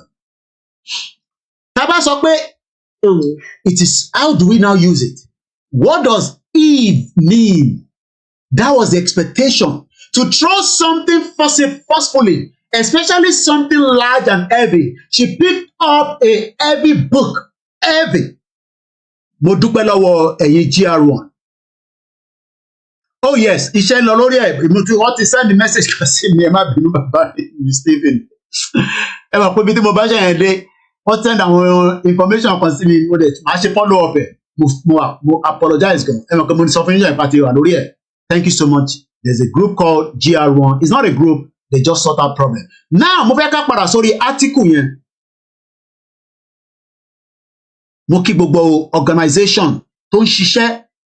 Different ways, we're all different works, we're different need. I am different from others. I will not be like them, they will not be like me. My job is from the media perspective to educate you, to give you the background of why Buhari failed, because Wasiu jẹ́ ká gbọ́n tó fi sọ. Because Tabati Gbon tó fẹ́ sọ ni, ni we are paying today. Today we are paying because Wasiu jẹ́ ká gbọ́n tó fẹ́ sọ, and because of the selfish interest of Tinubu, which is now going to be the president, regardless of whatever is going to happen at the election tribunal, Tinubu will destroy Nigeria if he is not allowed to go in there on the 29th. Wọ́n gbọ́dọ̀ jẹ́ kó satisfy conscience ẹ̀. If not, gbogbo borí ṣe dáhùn náà ọ̀tọ̀ ni. So Tinubu, whether Nigerians like it or not, whether we like it or not, we will still negotiate with him. Not negotiate to remain in Nigeria, but since we don't want to fight war, which I know I am only deceiving myself. Let's quickly go back. Now we get the understanding. So Nigerians, Eve, a sigh of relief. We were all excited. Even Sowore was excited that Buhari came in. Imagine Sowore was excited. Imagine Omoyele Sowore himself. Today, Omoyele Sowore, Basiku Buhari ni. Let me read what Sowore, my brother, has been saying in the last few hours, especially as somebody that knows history. Look at what Sowore says. Lazy. Let me rephrase this. Lazy, unconscious Buhari. Lazy. Say Baba. Very lazy. Lazy, unconscionable, mediocre ruler. President of Ghana, Senegal, Togo, Niger. Niger did not even speak English. That one they speak Hausa. All lazily sat there. When Lagos State Governor Babajide Sanwo-Olu was there telling Buhari that in 1978, when I was born, they've destroyed Nigeria. I was born in 1978.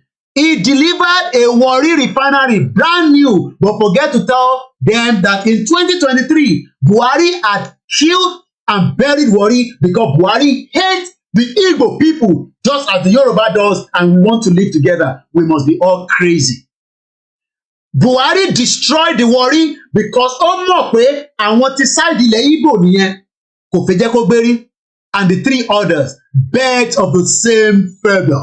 I am sure if you go to their respective countries, the story is the same. Ghana, Senegal, Togo, Niger, Nigeria built a refinery for Dangote, but couldn't repair its own refinery. Crushing shame.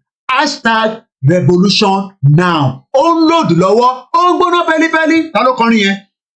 It's just a man, gbóná pẹ́lípẹ́lí. You remember that song? Gbóná pẹ́lípẹ́lí. Ọ̀rọ̀ tó ń bọ̀ yìí, gbóná pẹ́lípẹ́lí ni. By the time it hits the ground, everybody will understand that this country have been destroyed from top to bottom, like Buhari will always say. Buhari was said to be a no-nonsense retired general. He's a bloody illiterate that decided that he's not illiterate in terms of not understanding French, and he projected himself as an illiterate, but he's a smart guy. Buhari knew what he was doing. He put his wife at there, and the wife put the brother in the means. They brought in Emefiele. They brought in the military. Remember that Buhari did not want to change the military architect because they were his clan. And when you and Buhari knew what he was doing, but he gave Tinubu the stupidity. Often Tinubu the stupidity. Tinubu thought Buhari was stupid, but Buhari knew that he was going to invest everything in Niger. This is your lecture room, okay? Don't expect Shewan Kibalawi to talk like this. Don't even expect our brother that is still pushing his effort there on our rise. I'm talking about, my brother there, Rufai. And forget about Abdati. That one, they're all born bastard. If you're looking for Dele Momodu, he's there in Dangote because they've already paid Naira into his account. He can fly in and fly out and being deceived. Somebody called me this weekend. In Tosokwedu Dele Momodu. I don't want to go into too much details because while also I had a trace of father, someone young. I keep that for now to myself. That's why Dele Momodu continue to lick their ass. Because Dangote can easily give Dele Momodu 5 million. Could cost Dangote anything. And then Dele Momodu will probably give Antomba Shishe half money 20,000, half 30,000 naira. Buhari was said to be a no-nonsense retired general who did not condone corruption. Olaswani. Yet, as Uche Ugo writes, Buhari's government is characterized by the virulent form of nepotism, and the government machinery is captured, controlled by just a few individuals whose agenda is to favor sectional interest and align others. This is what Tinubu is going to do as well, okay? Those of you that are already Igbo people, you better be preparing your mind, because Tinubu is going to do the same thing like Buhari do. I am a Yoruba man. Does not mean, do I like that? No, but that is the way it's going to work. Because if Tinubu goes there as well, he will be doing the same thing that Buhari does. But you do not want the Igbo people to be president of Nigeria, and you want them to remain in Nigeria. Nigeria will blow away very soon. You are all living in denial. You do not want the Igbo to be the Nigerian president, because by 2031, the power shift back again to the northern part of Nigeria, not to the southeast. And you want us to live together. How? Because Tinubu now will probably give Igbo people some small position. But in Roko, Igbo people, if you don't know what is Roko, he will keep farming to our side. Because he wants to quickly do as much to Yoruba side. Is that the kind of society you want to believe in? Where we are all being marginalized? That is not a country. That is not the right way. But some of you that we are talking to now, it seems to be, your head is blocked. It's blocked from here to there. Oh yeah, Dele Momodu is part of the group that do Guy Man in Nigeria. We know that, and that's why I keep doing videos every second, every minute, with his pot belly all over the place. As Uche writes, Buhari's government is characterized by the virulent. This Oyibo too much for us, so we should break it down. Because when they are using virulent, it's for people that went to Oxford or people that have done masters. We are kutu. We don't understand what is virulent. What is virulent? Again, virulent. It's almost like virus of Onitiri, but this one is called virulent. It's the same thing. No, this one is virulent. It is. I found another name for Dupe Onitiri. Dupe Onitiri will now be called virulent. Eba mi kọ síbẹ̀. Virulent, V-I-R-U-L-E-T-N. That is the name that we've given to Dupe Onitiri. She's no longer Dupe Onitiri. She's now Dupe Virulent Onitiro Virus. And the meaning of that is of a disease or poison, extremely severe or harmful. Dupe Virulent is so much poisonous that she's still using her poisonous like a snake to come and talk rubbish as she was speaking at Ijile yesterday, talking nonsense and jagbajantis. I remember Ijile telling me he pays $250 for internet. Ṣé ó possible ṣá ẹ̀yin tẹ́wà ní Turkey? Ṣé ó possible kí yàn san $250 a month ní internet ní Turkey? Níjọ́ tó sọ fún mi báyìí mo sọ fún yín pé ọ̀rẹ́ mi tajọ lọ ìyẹn ní Kábíyèsí Elédùmarè. So Dupe is now called virulent. Mo dúpẹ́ ẹ lè máa fi mo dúpẹ́ yẹn sí, but ẹ kọ́kọ́ fi virulent yẹn síwájú because ìyẹn ní orúkọ ẹ̀, because virulent is something that is poison and disease. She's a poison in this movement. Virulent Onitiro or virulent mo dúpẹ́. Ìjìnlẹ̀ náà ń san $250. Èmi kan tí mo wà ní London, gbogbo tí mo ń san ní internet mi, which I can show you the last receipt. I can show you £35 ni mo ń san. Ìjìnlẹ̀ ní $250 ló ń san every month. Àyà mi já. Mo ya gbé mọ́ra. I'm talking about níjọ́ tí mo lọ sí Turkey lélẹ́yìí. Tí bá parọ́ mọ́. Somebody confirm that again. Pé inú meeting kan táwọn ṣe, ó ní €220 ló ń san. Ṣé ó ń bá CNN ṣiṣẹ́ ni? Ìyá mi gbé mi lékè ń tẹ̀ kí gbogbo ìgbọ́dọ̀ kẹ́yìn. Mo kí gbogbo èyí tó kù náà.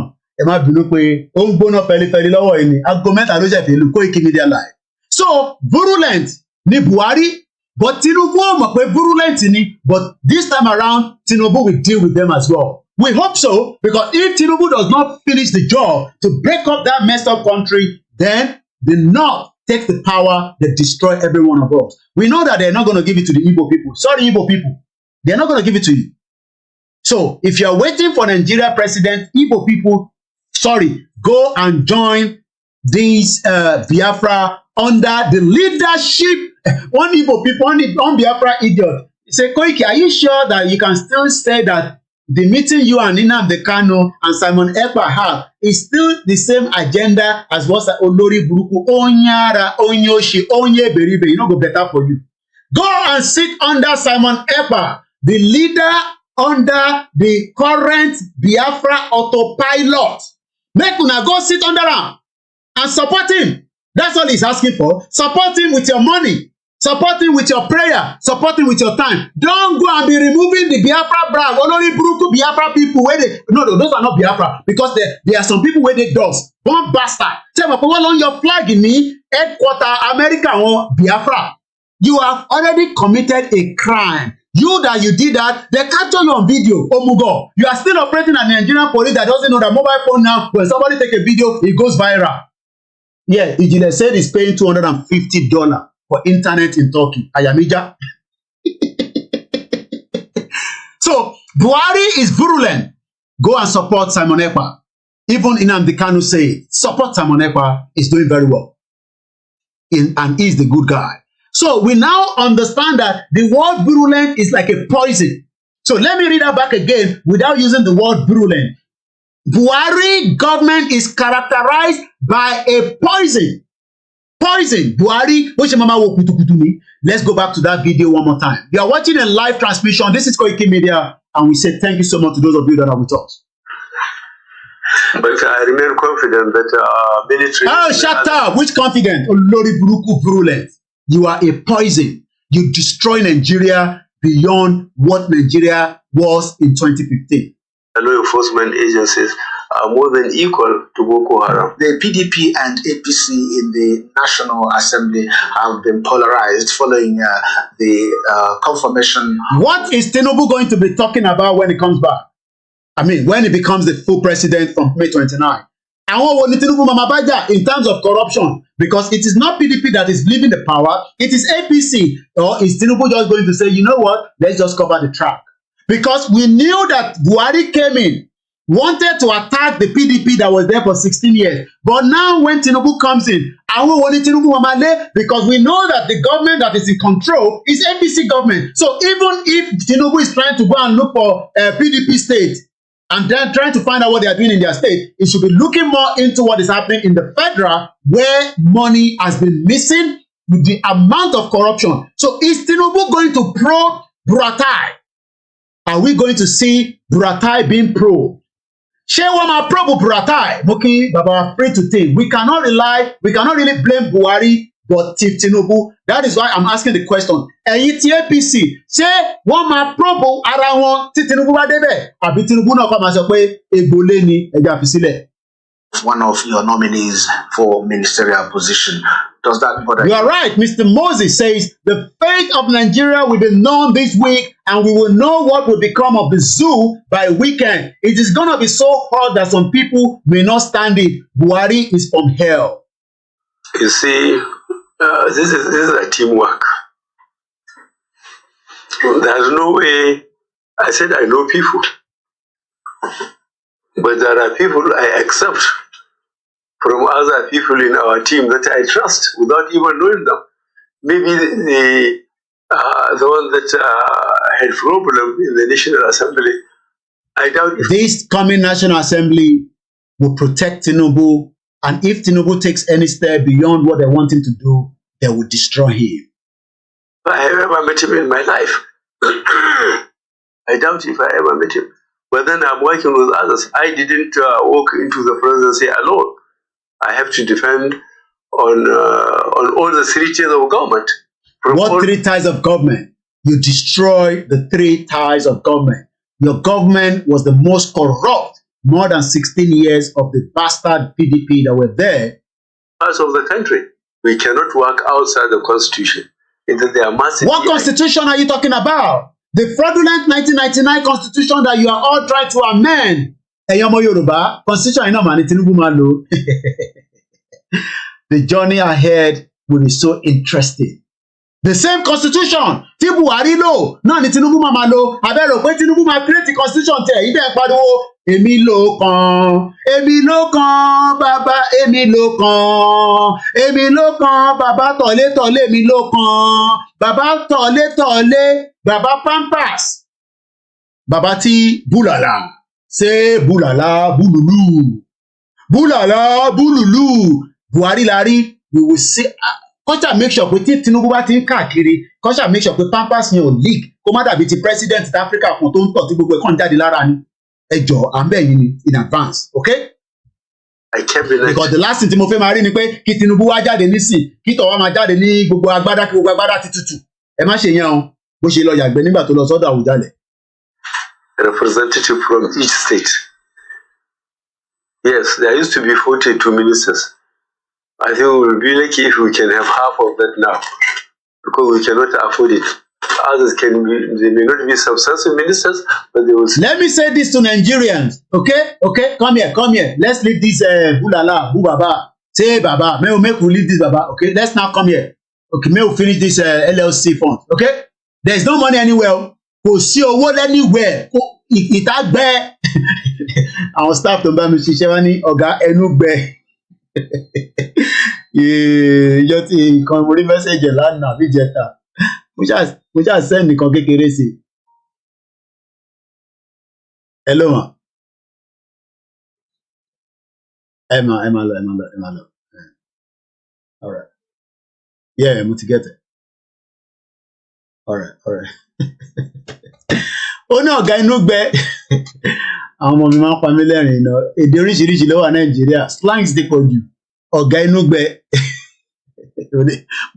Nàìjíríà ọ̀dọ̀ bá mi olóyè mo ti gbọ́rọ̀ yẹn gbogbo àwọn tó wà nínú ilé wọn ẹnu gbẹ nígbà tó ní ẹnu gbẹ mo ní ẹnu bá gbẹ lò àwa máa ń lo ẹnu bá gbẹ àwa máa ń lo vaseline ìfipá ni wọ́n nínú olú yẹn kọ́ làwọn sọ kò sówó lápò kò sówó lóde ló ń jẹ́ bẹ́ẹ̀ wo ẹ sunkún kò ń ṣèpè mo kí bàbá wa prophet Ògúndélé mo kí ògbẹ̀yìn bàbá wa ní Olúwa àní Buhari virus ni disease ni form of nepotism and the government machinery is captured and controlled by few individuals whose agenda kan péré tán ní is to favour sectional interest and alienate of others.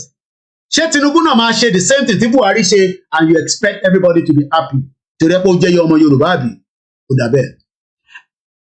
The ideal of Muhammadu Buhari coming back was generally perceived as a much needed opportunity to get the country back on track. We thought that Buhari coming was like it's going to,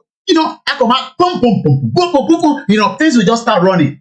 Àṣé Buhari gangan ni olè. Buhari gangan ni olè. Gbogbo tá à ń rò mọ́ lára ní 1980 àṣà àdá kan mọ̀ ni. He was waiting carefully until he gets there and he destroy everything. As a military head of state many years ago, he led a widespread campaign known as War Against Indiscipline, which mandates citizens to comply with law and order across the country. Predictably, his campaign was anchored. Ẹgbọ́n campaign ẹlọ́mọ̀wó campaign Tinubu nísìnyí kẹ́mọ́ tí Tinubu sọ o. Torí pé tó má di pé gbà tí Tinubu bá débẹ̀ táwa bẹ̀rẹ̀ sí sọ̀rọ̀ lẹ́ẹ̀ máa ní Koiki shut up Tinubu ò sọ bẹ́ẹ̀. I want everybody to go and take a note of the manifesto of Tinubu. Because after we started talking about Buhari, some of you were like, no, Buhari never, even Femi Adesina, the Yoruba guy, only not, Buhari never said so. Only Buhari ò sọ bẹ́ẹ̀, only Roland Pamo. So let's remind ourselves to keep the manifesto of Tinubu as it's going in the next few days. Predictably, his campaign was anchored in mẹ́ta ni Buhari campaign lé lórí nǹkan mẹ́ta yẹn kò rí ṣe tó fi lọ ní 8 years. Báwo lẹ ṣe wá expect pé Buhari ó tó rí ṣe ní 8 years? Ẹ wá àwọn Yorùbá wá ń dọ́gbọ́n ẹni Ọlọ́run á fún Tinubu ṣe bomb bastard. Ẹ yé parọ́ mọ́ Ọlọ́run, ẹ fi ọ̀rọ̀ Ọlọ́run sílẹ̀. Ṣé Buhari ò kì í ṣe Buhari ò lọ́lọ́run ni? Tìbí Muslim tí Buhari ṣe náà ni Tinubu ṣe. So kí ló fẹ́ yàtọ̀? Allah fún Tinubu ṣe. Allah fún Tinubu ṣe. We lie too much. A máa ń parọ́ tó pọ̀ jù. A máa ń parọ́ torí pé ìfẹ̀tẹ̀ ní sí Tinubu. There's nothing wrong to love Tinubu. It is your fundamental right to love Tinubu, but Tinubu cannot do no jack shit. Okay? Tinubu ò lè rí nǹkan kan ṣe. Mo kí bàbá wa Samson, Waris mo kí ẹ bẹ̀. Dùgbẹ̀dùgbẹ̀ tó ń bọ̀. Gbogbo ala máa jẹ breakfast. Everybody. Nǹkan mẹ́ta ni Buhari campaign lé lórí ní 2015. Corruption ni number 1. Do we still have corruption in Nigeria today? Ìbéèrè ni o, máa wò mí kó má dáhùn. Ìwọ ló mọ tó ń lọ nínú pocket ẹ̀. Èmi náà rẹ̀ mọ tó ń lọ nínú pocket mi because èmi náà ní family nílé. Mo láwọn tí mò ń tọ́jú. Mo ní family tí mò ń tọ́jú and they are waiting on me. Wọ́n ọ̀dẹ̀ rán mi iṣẹ́ eléyìí tí mo gbé dání. They expect me to do. Ó yẹ kí n máa ṣe ojúṣe mi fún family mi. Okay? But eléyìí tí mo gbé dání, ó ti slow down ojúṣe tó yẹ ká tún máa ṣe fún family bí ọ̀wọ̀ tí mo. Ṣé Buhari ṣé corruption wà bí kò sí? Bẹ́ẹ̀ ni bàbá wa prophet John Ogundele ní everything will soon turn upside down. Tinubu tó ń bọ̀ nísìn níbo ni Tinubu ti fẹ́ rí 11 trillion tó máa tẹ̀ kọ́kọ́ fi bá wa fi blọ́ọ̀kì ìyẹn deficit tó wà nínú budget tí Buhari fẹ́ gbélé fún. Ẹ jẹ́ mọ́ yóò yá. Ṣé ní ẹ̀fẹ́ gbọ́ràn tá à ń sọ fún yín pé ọ̀rọ̀ Tinubu kọ́ ló wà nílẹ̀ Tinubu ò lè rí kankan ṣe. Yes, the government náà máa run bọ̀kòrò owó tó máa fi fund yín. O ní lè lọ sí school torí pé wàá máa wá àǹtí ẹ̀ tó fẹ́ fún ẹ lówó láti Amẹ́ríkà àǹtí adé sọ fún ẹ pé ìbọn sọ fún ẹ pé kò fẹ́ ní Yorùbá nation dáhùn lóhùn. Àfáǹtí ẹ̀ tó bá ṣì ní ẹ̀mí Ọlọ́run. Security Buhari ò rí nǹkan kan ṣe. Security ló lọ lọ́nkọ́ yẹn. Ojoojúmọ́ ló ń jiyàn gbé. Ẹ lọ wo Taraba state, Plateau state ní last week. Ẹ sunkún abiyamọ ní tí wọ́n ti dá sílẹ̀ ní Taraba. àwọn tó ń pè ní dáràndáràn wọ́n ti dúnbù àwọn èèyàn burúkú tá à ń sọ yìí wọ́n wọlé dé ó ní fídíò kan ẹ̀bẹ̀tẹ̀ bá mi rí fídíò yẹn tí máa kan sọ pé àwọn mujẹmujẹ bàbá yẹn wọ́n wọ glasses báyìí fídíò yẹn ti pẹ́ ó yẹ kí wọ́n máa lo fídíò yẹn pé àwọn mujẹmujẹ ló dé yìí àwọn tó ń mu ẹ̀jẹ̀ èèyàn òun làwọn tó dé nísìn àwọn blood sucker àwọn máa ń mu ẹ̀jẹ̀ ní ẹ̀jẹ̀ làwọn máa ń mu ẹ̀jẹ̀ ọ̀sán gan ló máa ń mu ẹ̀jẹ̀ àwọn lè ń wò yìí àwọn tí Buhari kó wọlé àwọn lè ń wò lẹ́yìn mi they are all over the place. àwọn ọmọ Yorùbá máa sọ pé kẹkọ ìkí Ọlọ́run Jesus Christ sort it out bí a Jesus ló ń defend ìlú yìí lọ bèrè lọ́wọ́ MI5 pé ṣé wọ́n rìn láì lórí Jésù Kristi tó fi ń bá wọn protect ìlú yìí ó tí ì mọ tó ń lọ lọ́wọ́ Plateau State àwọn Plateau ti come out to protest ó sì máa jáde tó pọ̀ location 9 ó ti finish Odili Batimole mo kí ẹ ń bẹ̀. àníṣe nǹkan mẹ́ta ni Buhari náà máa ṣe olórí burúkú àti sọ méjì kò rí méjèèjì ṣe rebuilding the Buhari náà máa rebuild the economy. I'm going to rebuild the Nigerian economy. Oríṣe, the economy is now zero. Nigeria kódà tó bá fẹ́ yáwó níta as a Nigerian tó bá ti lè mọ̀ pé Nigeria nìyẹn ò ní ẹni tó ń gbé ní outside Nigeria nìyẹn imagine you are not living in Nigeria and you went to the bank you say you want to borrow money and you are telling them you are Nigerian you are not going to get that money. So because you know why? This is what Buhari did. Buhari met the dollar at $190 in 2015. We are even telling him, just take us back to 2015. They say, Èmi ló kàn, bàbá èmi ló kàn, èmi ló kàn, bàbá èmi ló kàn, èmi ló kàn, bàbá Pampas, Tinubu, bàbá Pampas, bàbá Pampas. I'm sure Tinubu is so excited. City boy, he will enjoy life. Adóòbò ẹ má bínú fún ọ̀rọ̀ àlùfàǹṣá tí mò ń sọ yìí Tinubu á máa dúró àwọn ọmọ tìrí Tinubu á máa gbàṣẹ fáwọn fine kò ní báwọn ti Nàìjíríà ṣe mọ́ òun náà máa ṣe bí Abacha wọ́n á máa lọ export wọn wá ni. He will be living life because ó ti monopolize in Lagos already. Ṣèyí Tinubu monopolize you bastard people that I'm telling you that he bought a house here. They say, Koiki, let Jesus let me buy as well. Jesus is not going to let you buy house in UK. Olórí burúkú, bomb bastard you are. Ṣèyí Tinubu will become more powerful. This government will be much more bitter than Buhari. You know that we did not see Buhari's son, though we realized that he was driving this Okada, powerful motorbike, until Olalẹ̀mọ́lẹ̀. They move him to Germany for a quick operation so that he doesn't die. Ṣèyí Tinubu is going to be more brutal. I've seen him already. I'm talking about seeing him from far because he monopolized Lagos State. Nobody can. Even Lagos State governor is always pissing. Look, someone cannot talk to Ṣèyí Tinubu anyhow. So,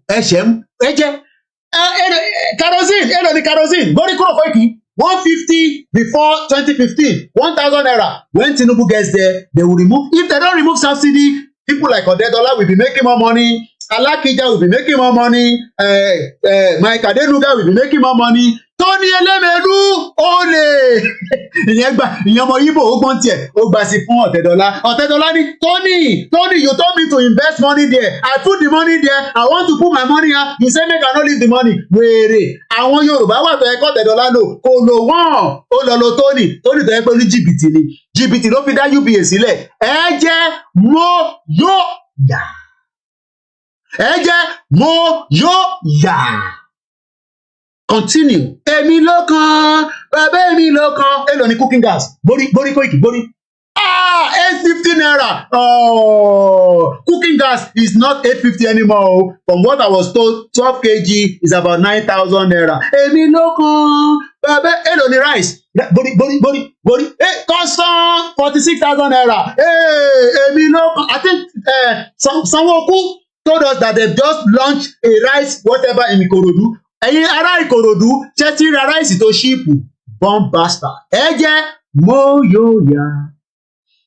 Èmi ló kàn, bàbá èmi ló kàn, èmi ló kàn, bàbá èmi ló kàn, èmi ló kàn, drug baron èmi ló kàn, bàbá tọ̀lé. Wọ́n ti ń lo proper pampers fún nísìn. Ẹ jẹ́ mo yóò yà. Buhari now destroy Nigeria. 8 years was that. Imagine you sleep. Imagine me sleeping on this chair and I wake up and it's like 60 years after. And I now take British pound and they're looking at the money. They say, where did you get this money from? The last time they spent this money was 60 years ago. It was like yesterday that Buhari came. Just like yesterday. He's going now, he has damaged every part of Nigeria. He don't Basinibi. He promised 3 things. Corruption, rebuilding economy. Oh no, Buhari destroyed the economy. Etiwo, gas. Continue to point finger at me. I am 6,000 kilometers away from Nigeria. Bomb bastard. Let's go now, quickly. 3 things he promised in his most famous. No. This guy, you lie. Because our own brother, bomb bastard Wasiu, did not allow us to hear what Buhari was going to say. This is what Buhari wanted to say something, but Wasiu stopped him. Buhari ti sọ̀rọ̀ àti gbọ́. Buhari ti sọ̀rọ̀ àti gbọ́. Buhari ti sọ̀rọ̀ àti gbọ́. Buhari ti sọ̀rọ̀ àti gbọ́. Ó tún yá ṣe bàbá, ṣe Buhari, ṣe bàbá, ṣe Buhari, ṣe bàbá, ṣe Buhari. You much indeed. Buhari ti sọ̀rọ̀ àti gbọ́. Buhari ti sọ̀rọ̀ àti gbọ́. Buhari ti sọ̀rọ̀ àti gbọ́. Buhari ti sọ̀rọ̀. Yàrá àwọn èèyàn bí wọ́n ṣe ń dùn. Ẹni sùúrù, ẹ wọ ọmọ Yorùbá bọ́ ṣe é ya. Ẹ wò bọ́ tó ń jó lẹ́yìn yẹn, I'm sure pé ìyá ti jẹ́ pa. Ẹ wò bọ́ kan wà lẹ́yìn yẹn, mo bọ̀, bọ́ kan wà lẹ́yìn yẹn. Ẹ wò bọ́ tó wọ blue yẹn, ṣe bó ṣe ń ju ọwọ́. I'm sure pé a ti gàn kadà, a ti forí gbálẹ̀. Bomb bastard. Àgbàkọ́ ọ̀tá ló ń pè wá, á disturb ọ̀rọ̀ ìprogram sọ̀rọ̀ kẹ̀kẹ́ má disturb. Koiki Media live. Èní níjọ́ Monday, ìjọ Ajé. Buhari fẹ́ sọ̀rọ̀. Wọ́n ò jẹ́ kó sọ ohun tó fẹ́ sọ. Ó fẹ́ lè sọ pé corruption òun ò ní lè ṣe o. Wàsíù ò jẹ́ kó sọ̀rọ̀. Economy òun ò ní lè ṣe o. Wàsíù ò jẹ́ kó sọ̀rọ̀. Security òun ò ní lè ṣe o. Ijó ni gbogbo ẹ̀ la fi jó. Àwọn ọmọ Yorùbá ọlọ́mọ ẹ̀kọ́ fi jó gbé wa lọ. A ti jó sọnù. Ìjọ yẹn náà lẹ́tí ti jó nísìn. Ẹ ti jó èmi ló kàn, bàbá mi ló kàn, èmi ló kàn. Ìjọ yìí náà ṣáni.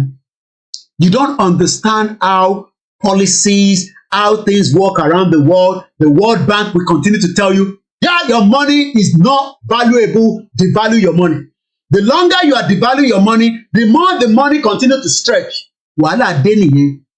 The more your money become to go into depreciation, wàhálà dé nìyẹn. So if I send £100, yes, it's going to give somebody at home 90,000, but you will buy 1 bag of rice. Oh, tí ìrẹ́ ẹran gan tó fẹ́ fi ṣe ọbẹ̀. Imagine I send £100, it will give somebody 94,000, but you are buying a bag of rice for 50,000 out of my 9,000, out of my 90,000. You have not buy pepper. You have not talked about the transport. That means that £100 is not viable anymore. It's just like I have to add another £100. Say you know, for the money to be going on, it's the value. The money is no longer valuable. And I see your governor, your bomb bastard governor, Seyi Makinde. He was in London. Oh no, in London.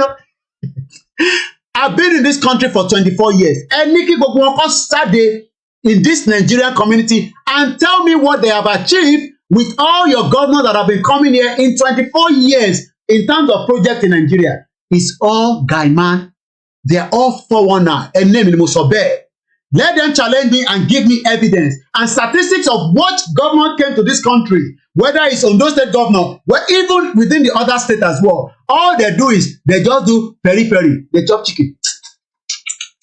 And you see people, around the table with the governor. Governor, I have project too. You have project. Which kind of project? Investors? How much? $10 million. Take my card from our committee.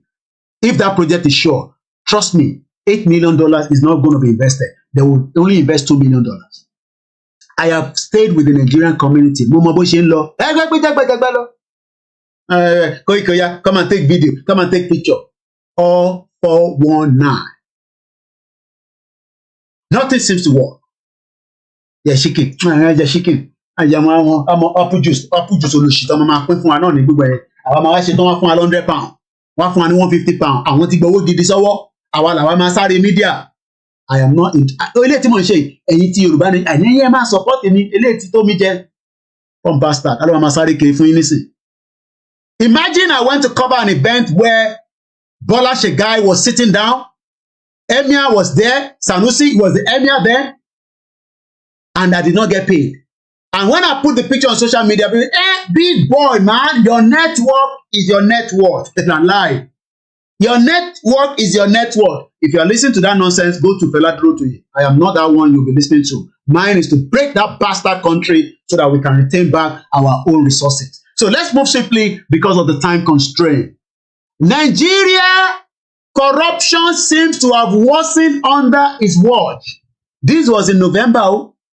According to many observers, the Nigerian corruption problem has grown from bad to worse. 7 years into his reign, Buhari is just a different idiot that knew what he was doing, destroyed Nigeria, and left Nigerians to cry. And today, more Nigerians still now think Tinubu is the next savior. How? How is Tinubu going to be the next savior? How is Tinubu going to be the next savior? Are you joking? Are you joking? How is Tinubu Shemaje the next savior? In the midst of the economic situation that the world itself is becoming so tight. The world is tight. Money is becoming, my gas is about almost £3,000 a year. So that means that if I'm sitting here and I'm not making money. So how do I pay for my, my own bills? Oh, you don't know that? Idiot. Nigerian corruption seems to have worsened under its watch. According to many observers, the Nigerian corruption problem had grown. Ó ti dàgbà, ó ti bímọ, oyún mi tuntun ti wà lára ẹ̀. That is the Nigeria for you. Oyún mi ti wà lára ẹ̀ because Buhari continue to take loan as he's going, he's doing more, signing different projects because he knows that he's going. But is Tinubu going to now cross-check all this? I don't think so because they are still under the same political party. His tenure has turned out to be full of rhetoric. Tó bá sọ pé nǹkan rhetoric, irọ́ ló wà ńbẹ̀. Devoid of action. In practice, his government is characterized by virulent, alternative virulent, that's a disease and a poison, form of nepotism, and the government machinery is captured and controlled by few individuals whose agenda is to favor sectional interest and a line of others, which Tinubu is going to do as well. Bukiyawa Queen Momo Omolara. Tinubu is going to do the same thing, and you think that the Igbos and the Middle Belt will be happy. So Yoruba, is that not marginalization? Is that not the same thing? We are waiting for Tinubu to be there. The verdict is that although the president himself may not be corrupt, Irodopa is corrupt. His family is corrupt. Najatu told us Buhari's wife, Aisha Muhammadu Buhari, brother, controls the mint. Nigeria.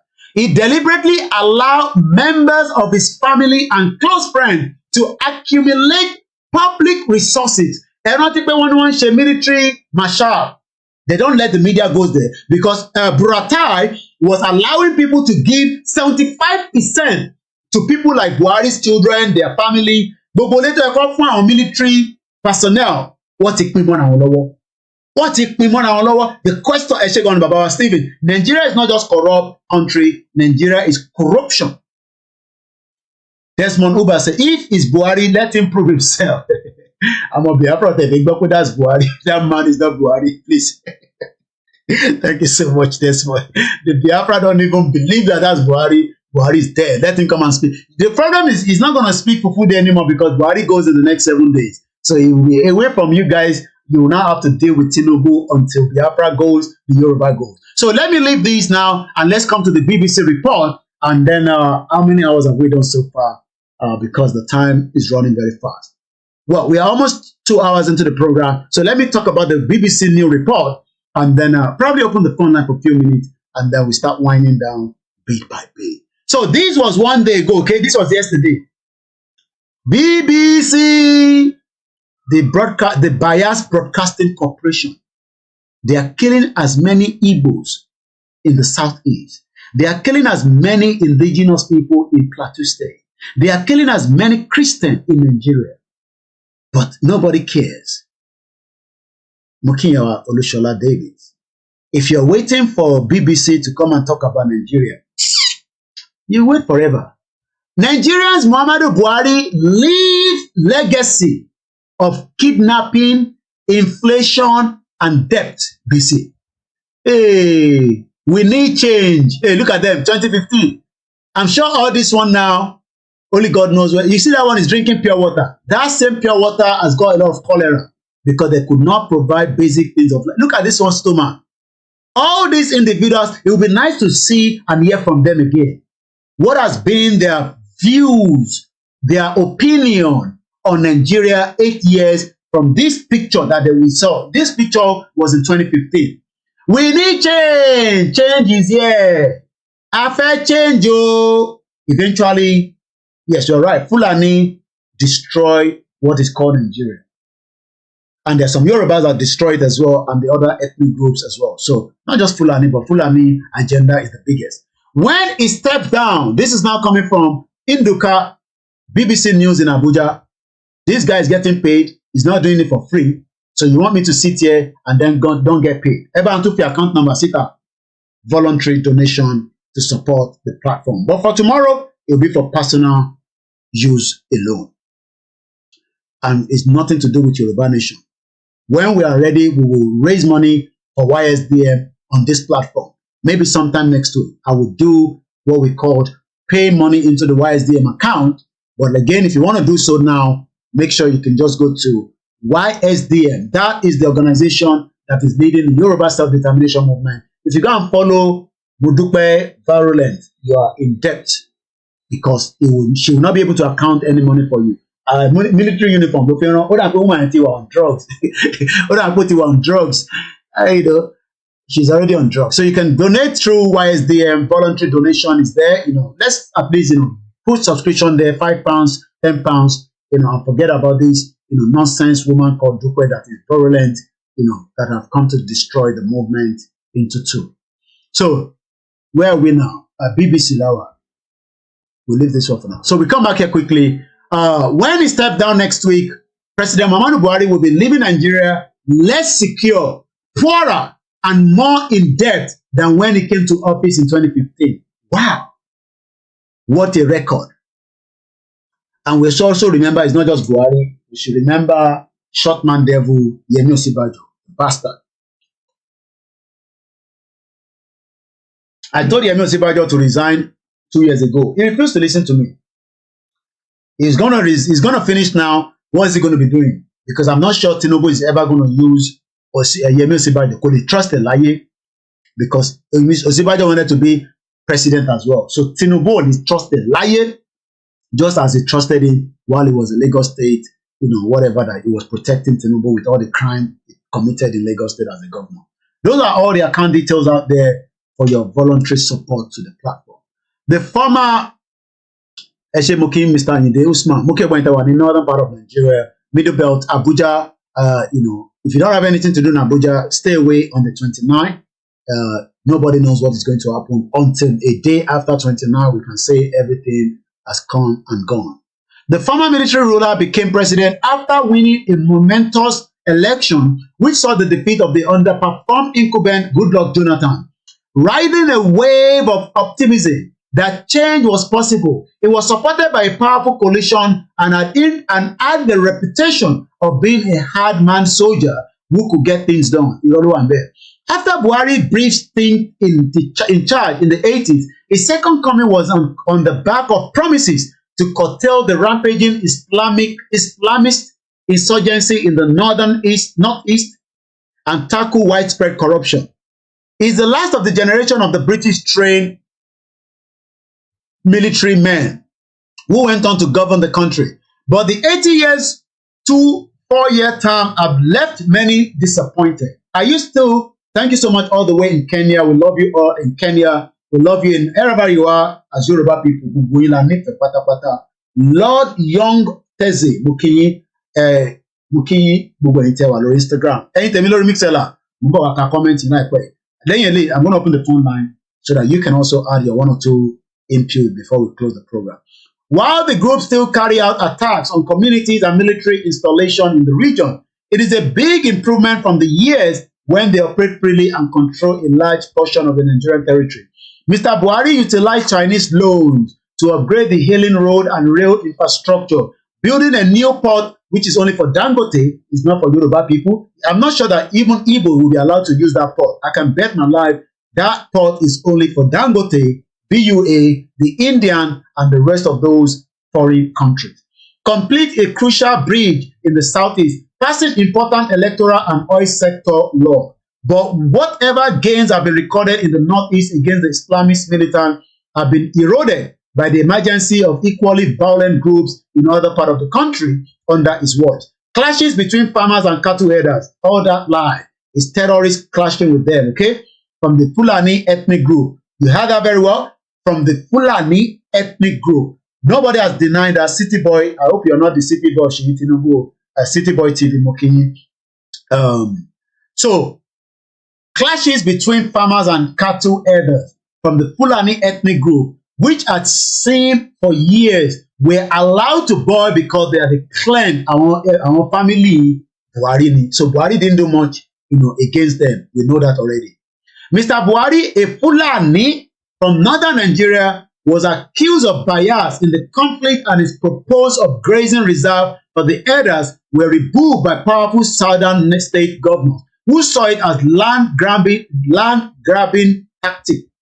Some of the armed groups created by the farmer-herder crisis have since transitioned into violent motorcycle riding. There's nothing called bandit, they're terrorists, targeting communities in the northwest and central states. These groups have helped turn a lucrative kidnap for ransom business into a behemoth that now stands countrywide. It took hold during the first decade of the century when oil workers were kidnapped in Niger Delta and blossomed under Mr. Buhari's watch as the target has changed. For instance, thousands of school children were adopted between December 2020 and September 2021. According to the United Nations Children's Organization, UNICEF, that eclipsed the 270 girls seized from a school in Chibok, where Kashima Shettima is the current vice president, but it was the governor where the Chibok girls were kidnapped.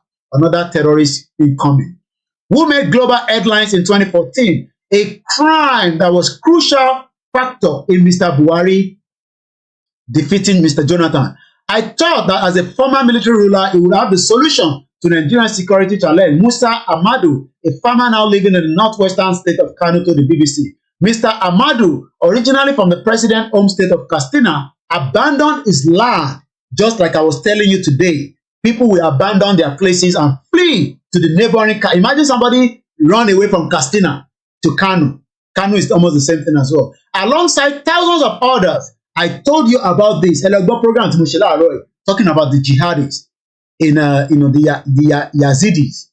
Thousands of others because of the activities of the armed groups in the region. These were a church where in Ondo State, some of us have forgotten, the church is up and running again. We all saw what happened there. Many also believe that Mr. Buhari has mishandled the situation thrown up by the separatists. There's nothing called separatists. He's fighting for the right to self-determination. Leader Mazi Nnamdi Kanu. Kanu as the indigenous people of Biafra, a group seeking secession in the southeast. They're fighting for self-determination, which is prescribed by the government. Let's hope Tinubu will change things when it comes in so that we can all decide whether we want to remain in Nigeria or not. He's a charismatic figure with a huge appetite for sensationalism, which he fed the voters by his internet radio station. Mumu people talking nonsense. BBC, biased British Broadcasting Corporation. IPOB was largely ignored by many Nigerians until Mr. Kanu was first arrested for treason by Buhari government in 2015. A subsequent state-sanctioned attack on his home marked the beginning of an armed confrontation that has spiraled out of the country control, claiming hundreds of lives. After escaping in 2017, he was adopted in an unclear circumstances abroad. It's those people from DOS that sold him to say Baba. Returned to Nigeria in 2021 to face the trial, a judge has ordered his release as the process of his return was even illegal. And it's called rendition if you don't know. But authorities continue to hold him. These security challenges made many question Mr. Buhari's he hate the Igbo people. That was why Twitter blocked him, and he actually blocked Twitter for 6 months because Buhari is hatred for the Igbos will never be forgiven, and that is why we are saying we can never be one. And the rest is just blah blah blah blah blah blah blah blah blah. So one thing is, as we come back into the conversation, so that I can take a couple of your calls, let's watch this, and then I come back, we open the phone line. Much indeed. Buhari sọ̀rọ̀ àti gbọ́. Buhari ti sọ̀rọ̀ àti gbọ́. Buhari ti sọ̀rọ̀ àti gbọ́. Buhari ti sọ̀rọ̀ àti gbọ́. Ó tún yá ṣe bàbá, ṣe Buhari, ṣe bàbá, ṣe Buhari, ṣe bàbá, ṣe Buhari. Much indeed. Buhari ti sọ̀rọ̀ àti gbọ́. Buhari ti sọ̀rọ̀ àti gbọ́. Buhari ti sọ̀rọ̀ àti gbọ́. Buhari ti sọ̀rọ̀ àti gbọ́. Ó tún yá ṣe bàbá, ṣe Buhari, ṣe bàbá, ṣe Buhari, ṣe bàbá, ṣe Buhari. Much indeed.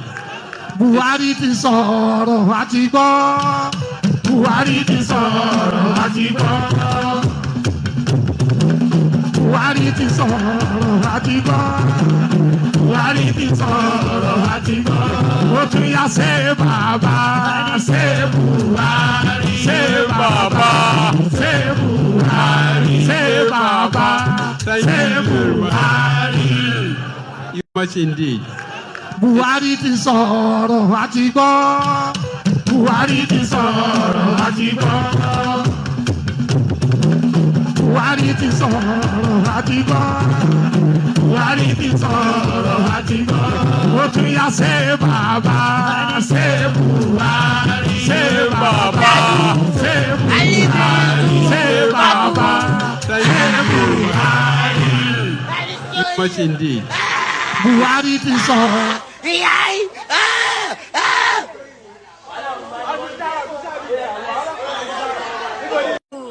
Zadu, I live in this zoo, Babu. I destroy you.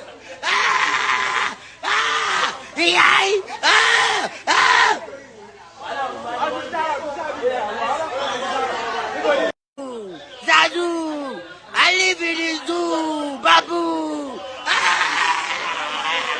I destroy you.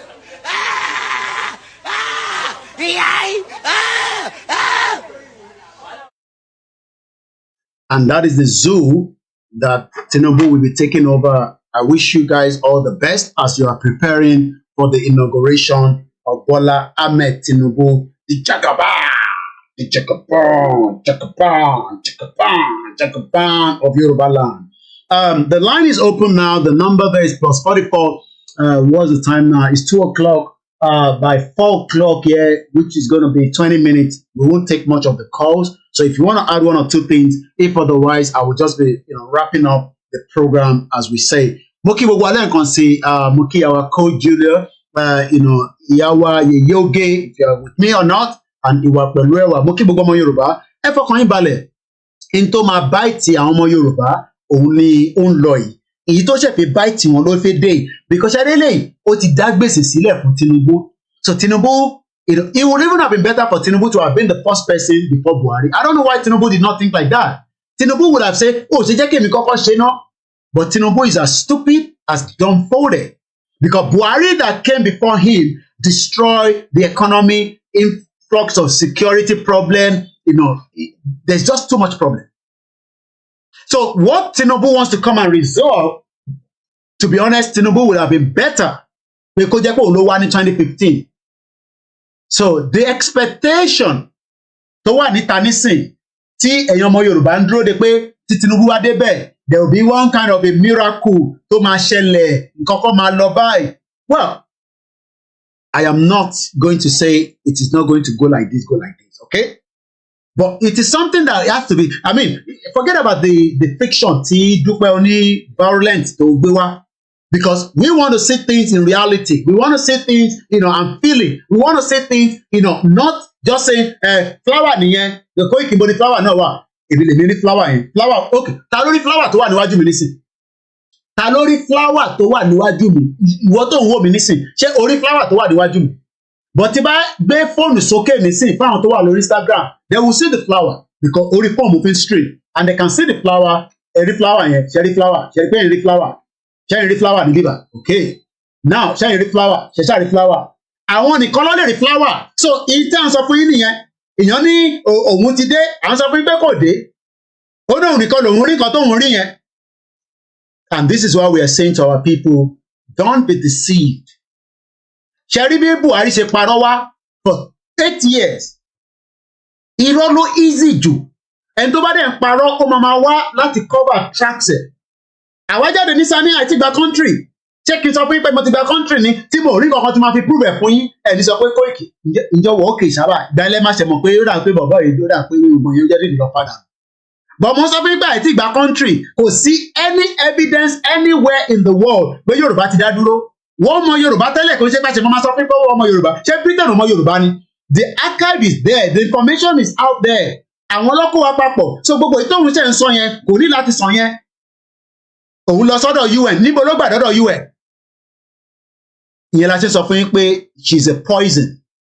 And poison dẹ̀ ló ṣe rí poison òun ló máa ń tètè pààyàn jù. So ẹ̀yin tẹ́ ń gbọ́ ẹ ti kú sára tẹ́ ẹ̀ mọ̀ but ẹ máa wà pained. Kò ń ṣe pé àwọn á sí bíbà láti dẹ́rù bà ní fọ́nì. No, because ẹni ẹ̀gbọ́n Koiki èbí wọn náà ló ní kórìkàrùkù máa ṣe tiẹ̀. À ń sọ fún yín pé ìfláwọ̀ ò sí níwájú yín is all lies, mirage lòun gbé dání. But a lot of you don't believe. But one thing is, tọ̀dọ̀ tí yín yẹn small do yẹn. Ṣé ẹ̀dẹ́yìn tí ẹ̀ ń wá excited? Èmi náà wá excited, mò ń wò yín náà. Ẹ̀yin tẹ́ ń wá excited nípa Tinubu. Tó dàbí àtẹ́ pé ìrànṣọ́rọ́jọ́ ọmọ Yorùbá agbọ́dọ̀ máa ládìí ẹ̀ agbọ́dọ̀ máa support ẹ̀ torí ó jẹ́ ọmọ Yorùbá. Èmi ò ń ṣe Oṣòdì Òkè. I am Ọláyọmí Koiki of Koiki Media. Oṣòdì Òkè ló mọ tó rí tó fi endorse Tinubu, but we hope that every one of them will come out when the right time comes. Láti sọ pé àbámọ̀. Because the economy of Nigeria is completely destroyed. Ní revenue kankan tó wọ Nigeria. The whole revenue has been collapsed. And this is why we are saying to our people, let's think about the future. Where we can say to our governors. Táwọn governor wa bá ti sọ bí àṣà Yèyé Dára, tó bá ti sọ fún àwọn fẹ́ Yorùbá nation kílẹ̀ fẹ́ kí n tún máa sọ. Ìtafẹ́kọ́ nìyẹn. Tí àwọn olóṣèlú bá sọ pé Yorùbá nation làwọn fẹ́, tí a dẹ̀ rí òtítọ́ níbẹ̀, wọ́n ti mú ṣẹ́mi yá nìyẹn. Ariwo mi máa dínkù náà. Because lẹ́sẹ̀kẹsẹ̀ máa ní kọ́ fún mi ní bọ́ọ̀tẹ̀ fún wa ní license radio, abẹ́rẹ́ sí pariwo properly nínú state kankan. But eléyìí tí wọ́n fún wa láyè tó ń block wa. And as a lot of you have suggested, Koiki, think about the radio again. I am already thinking about it. And we will work on that. But this time around, wọ́n ní èèyàn kì í ṣe same mistake lẹ́ẹ̀mejì. If we have to do that again, it will be just on this platform. If I have to take the risk and I get the plane, I would rather take the plane fully. So tá bá máa gba owó rédíò, it will be for this platform. Pé Koiki Radio la máa pè, but it will be used for Yorùbá nation. If that is going to really make it, at least kò ní sí pé èèyàn kan máa sọ pé Koiki kíra ṣe sọ owó rẹ̀ gbà fún no. It will be called Koiki Radio. Ṣèbí Choice FM orúkọ kan ló ń lò. Ìyẹn kan ló ní náà. Àbẹ́mọ̀ pé èèyàn kan ló ní ni. So that màá lè mọ̀ pé èmi ni mo ní responsibility yẹn. Then we can share the platform with everybody. Ìwọ lọ sọ ìwọ tó ṣé mo lè sọ pé èmi mo ní CNN nísìn. Èmi kọ́ mo ní CNN. Ṣé èmi mo ní YouTube. ṣé ẹ mọ̀ pé YouTube nísìn wọ́n ti restrict wa, we will call it Koiki Radio n ta máa pè nìyẹn, so that we will know that it is for this platform but it's for the Yoruba Nation purpose, so that kò ní sí gbogbo àtàwàtàmọ̀ tó wá sí the last one. It's called Koiki Radio. A máa raise owó fún Koiki Radio, but I will let you know when that appropriate time. Kò dẹ̀ ní pẹ́ mọ́. So that kò ní sí gbogbo Koiki o wọ́n ti kówó Yorùbá Nation. No, owó Yorùbá Nation kan. Koiki Radio a fẹ́ set up tí bá ní mo fẹ́ set up radio so pọ̀ jù. Ṣọ́bọ̀ kékeré ni mí ni. I am 40 plus. And we can have so many things. A lè ní Koiki TV, Koiki Radio, Koiki kò ń ṣe ti social media láǹsọ̀ tí online. Tó bá jẹ́ pé a máa ná the last cover tá a máa fi penetrate gbogbo ibi tá a fẹ́ kó penetrate a penetrate débẹ̀. Èèyàn máa ń take risk láyé ni. Elon Musk took the risk of $3 billion. Ó kọ̀ kí ni ẹ̀kọ́ lọ sókè boom ó dẹ̀ blow. That is $3 billion. Àwọn gas tó fi sínú kíní yẹn cost £10 million. So táwọn náà bá take risk yẹn pé even if it's for the mission tàbí dání tàbá dẹ̀ ti gba country wa ní at any time ìyẹn máa gba proper license láti fi operate ìyẹn dẹ̀ máa go according to the laws of the country. So it's going to happen. So that kò ní sí pé owó Yorùbá Nation tíyẹn kan máa pè mí kan máa make inquiry kankan. No more inquiry. It is Koiki platform here. It is Koiki Radio. Tó bá tẹ́yìn lọ́rùn ẹ̀yin náà bèrè fún rédíò lọ́dọ̀ tí yín. And I dẹ̀ ní force anybody ẹni tó bá ń wù ní. Enforce ara yín kẹ́ tó ra shares.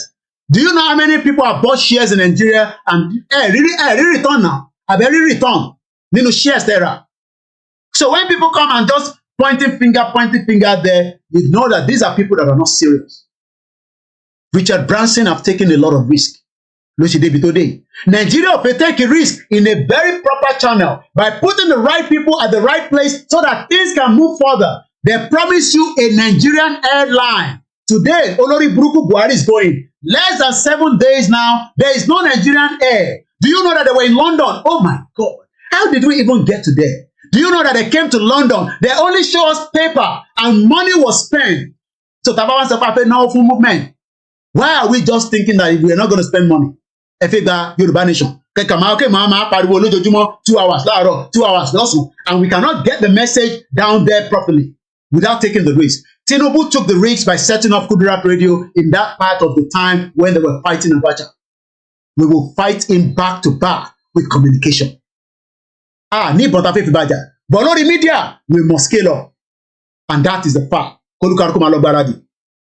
Orúkọ mi ni Ọláyọmí Koiki. This is how far we're going to go this afternoon. Ẹ má bínú pé I cannot go more than this. Èmi náà ni on a fellow mission ni. I told you all, I am the last man standing. I am not your leader for the Yoruba Nation movement. We already have ẹ̀jẹ̀ ká gbójú àwọn jágbàjàgbà ìkúrò ká gbójú leader gidi sí darí. Ìka wò lójú àwọn olórí burúkú àtọmọ Yorùbá tó wà láàrin wọn tó pè rẹ̀ ní professor. Bombastic professor. Ṣé professor lè lè ṣá? Mo kí ẹ Miami. Mo kí ẹ dáadáa èèyàn mi. Mo kí gbogbo yín. Ìgbówó ṣá a máa nífẹ̀ẹ́ kú ni.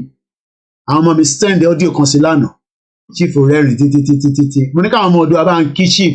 Àwa ṣe audio nínú bíbá. Chief ṣàdúrà rẹpẹtẹ fáwọn ọmọ yẹn. Èmi ni media tó máa pa ẹ̀yin politicians yẹn. Ṣẹ́nà ìfẹ́ gbọ́ràn. Kẹ́rí pé mo wá disturb yín nígbà tí Ṣèyí Mákindé wá. Mo wà wé ibi tó wà. Mo lè wá máa yọ yín lẹ́nu but mo rí pé kò necessary. Because a ṣe ń fún yín. Ẹ mọ̀ pé àwa Yorùbá máa ń fúnyàn ní àpọ́nlé tó sì dá díẹ̀. I met Ṣèyí Mákindé nígbà tó kọ́kọ́ di governor. Wọ́n sanwó fún mi náà. Èmi mo lọ ṣe media lọ́fẹ̀ẹ́ fún wọn. Kó jáde kó sọ pé òun sanwó fún Koiki. Nígbà tó wá ní Greenwich. So mo kí Mr. Yemi Fatoke. So Koiki Radio is in the loop. We work on that. So that kò ní sí ariwo gbẹgbẹgbẹgbẹgbẹ. Yes, Koiki pay set up radio. Ìyẹn ni kẹ́ máa pariwo ẹ̀. Kò ṣe pé Yorùbá Nation Radio tó di pé yes we will open it for everybody. Ẹni tó bá agree pé Koiki ẹ lè play program mi as slotted in. Ìyẹn a máa sùn a máa play for 3 hours 2 hours. Yes. Ẹ bá dà pé live lọ bẹ́ẹ̀ ká ṣe ni a connect wọn pẹ̀lú ẹ̀. But it will be called Koiki Radio. Ẹ ti gbọ́ nísìn Koiki Radio.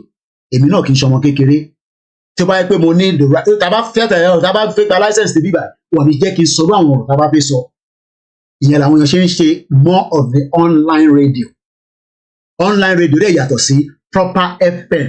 FM gidi tó bá jẹ́ pé ó máa cost wa ní gbogbo last cover. I penetrated in Dobede.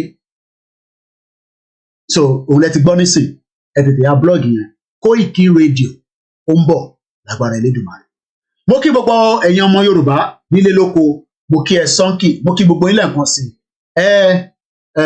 Reggae music, Bob Marley, play Bob Marley, I play Bob Marley on my blog. Mo kí gbogbo ẹ̀yin Biafra, thank you so much. Ẹ̀yin tèmi lórí Mixlr, mo ka comment kọ̀ọ̀kan látẹ̀kàn. Bẹ́ẹ̀ ni, wèrè internationally, what Buhari is telling us is spiritual. Thank you so much, Comrade Plan B. And the rest of you as well. Mo kí gbogbo ẹ̀yin tẹ́ wà ní different part of the world. It will be called what the tuning can upgrade Koiki Media International Radio. Wàwáyé agbára Elédùmarè. Wọ́n tó bá wá sọ pé n tá à ń sọ pé kò ní wáyé. Àwọn alálẹ̀ tó ń wo ìyà tí ìran wa ń jẹ tá à ń torí ẹ̀ sáré lójoojúmọ́. Look, ibi tí mo jókòó sí ni. Bread kí n tó bẹ̀rẹ̀ program pa fún ọmọ tí mo fi jẹ sardine tó mọ ẹtí sardine yẹn cost me 42p mẹ́ta ni mo rà tó lóróró mo dẹ̀ rọra fi àtàwọn ẹran wẹ́rẹ́ sí lórí ibi tí mo ti jókòó tí mo ti jẹ́ nì kí ni mo múlé lórí apple juice 44 years old mo ní láti ṣe lọ́kànlẹ̀kùn politician kan nínú UK gbébi ń pa mi ìtàn àfẹ́ fún yín nìyẹn tó bá wá ronú síbẹ̀ èmi ló kàn bàbá mi ló kàn ìbò ti dé nísìn kájọ máa wòran 6 months lèmi máa kọ́kọ́ fún Tinubu by December a gbọ́dọ̀ bẹ̀rẹ̀ sí review tí Tinubu gbé yín lọ ó sì jẹ́ nìyẹn a nínú ìjùbá ẹ lọ lórí ètò ti ọ̀sán I play you don't see Igboho and then we hear the program. It's been a very fantastic day so far a máa jẹ́ ọjọ́ tó dáa fún gbogbo wa náà ni. Mo kí gbogbo alẹ́ nǹkan sí mo kí gbogbo àwọn Koiki Media team that are working tirelessly behind the closed door and those of us that are also Mr. Koiki mo fẹ́ bá yín ṣiṣẹ́. There's no point bringing anybody on board when we don't have the fund. Owó ni media run and in a situation where we don't have the fund that is coming in tá a bá ní owó bá la ṣe fi ṣe tá à ń ṣe.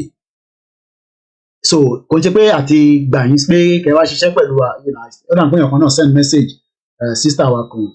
But ẹ má bínú pé for now àwọn tó wà lọ́wọ́ mi mo rárá manage wọn ni ṣẹlẹ àwọn tó dẹ̀ wà lọ́wọ́ mi àwọn kan ọgbọnràn nígbà tá a kọ́kọ́ bẹ̀rẹ̀ Koiki kó tó di pé mo bẹ̀rẹ̀ Yorùbá Nation wọ́n rí i pé ó dà ń pé owó òfin máa jáde bí owó ògbóná làwọn wá wọ́n ti lọ àwọn tó ní sùúrù nísìn mo sọ fún ilé nǹkan ìkọsẹ́ mẹ́sẹ̀ ẹ̀gbọ́n ọ̀gá ẹnu ti gbẹ mo send 5,000 sí ó wà satisfied they are not on salary but I am doing everything within the little that we have.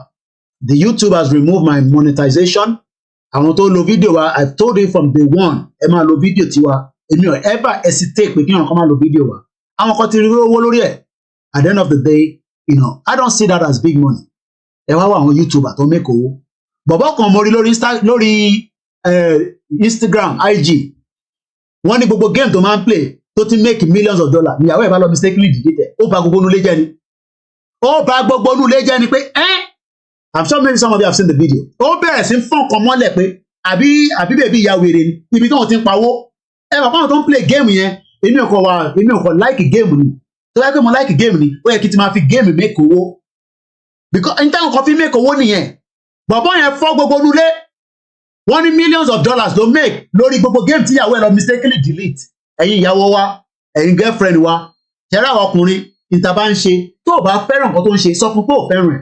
Má lọ delete tó ń ṣe o irú ìyàwó tèmi nísìn ó ti gba ká mú pé n tí mo gbé dání àjọ máa tápọ́n délẹ̀ ni so and the little we are doing we are trying our best èmi ò fún yàn kankan lówó ní Nàìjíríà for now ní ọ̀hún ẹ̀ńtà bá fún lówó nísìn YSDN la fi kówó sí tọ́ba ti rẹ́dì wá sọ tó fẹ́ ṣe gbogbo ìta ṣe ní gbogbo táìmù ta ṣe yẹn àti gbà pé bí ní àjò ṣe rí nìyẹn movement ni in and out ẹni gba 10,000 ẹni gba kidnapping playback nígbà mi máa jọ jókòó báyìí ẹni gba 50 bí kan gba 50,000 lọ́wọ́ mi tó tún send message pé kí ló wà láàrin ìyá nítìrí àti bàbá kí tó ètè mi fi èmi ò fẹ́ kọ́ parí ẹ̀ pọ́n bastard mo ti dànù nísìnyí òun náà pè mí mọ́ ẹ fi sọ wá di meal ticket tó bá yá gbogbo wa pátápátá mo ń padà bọ̀ tábà ti dé anthem ló máa play mo kí ẹ Abdullahi.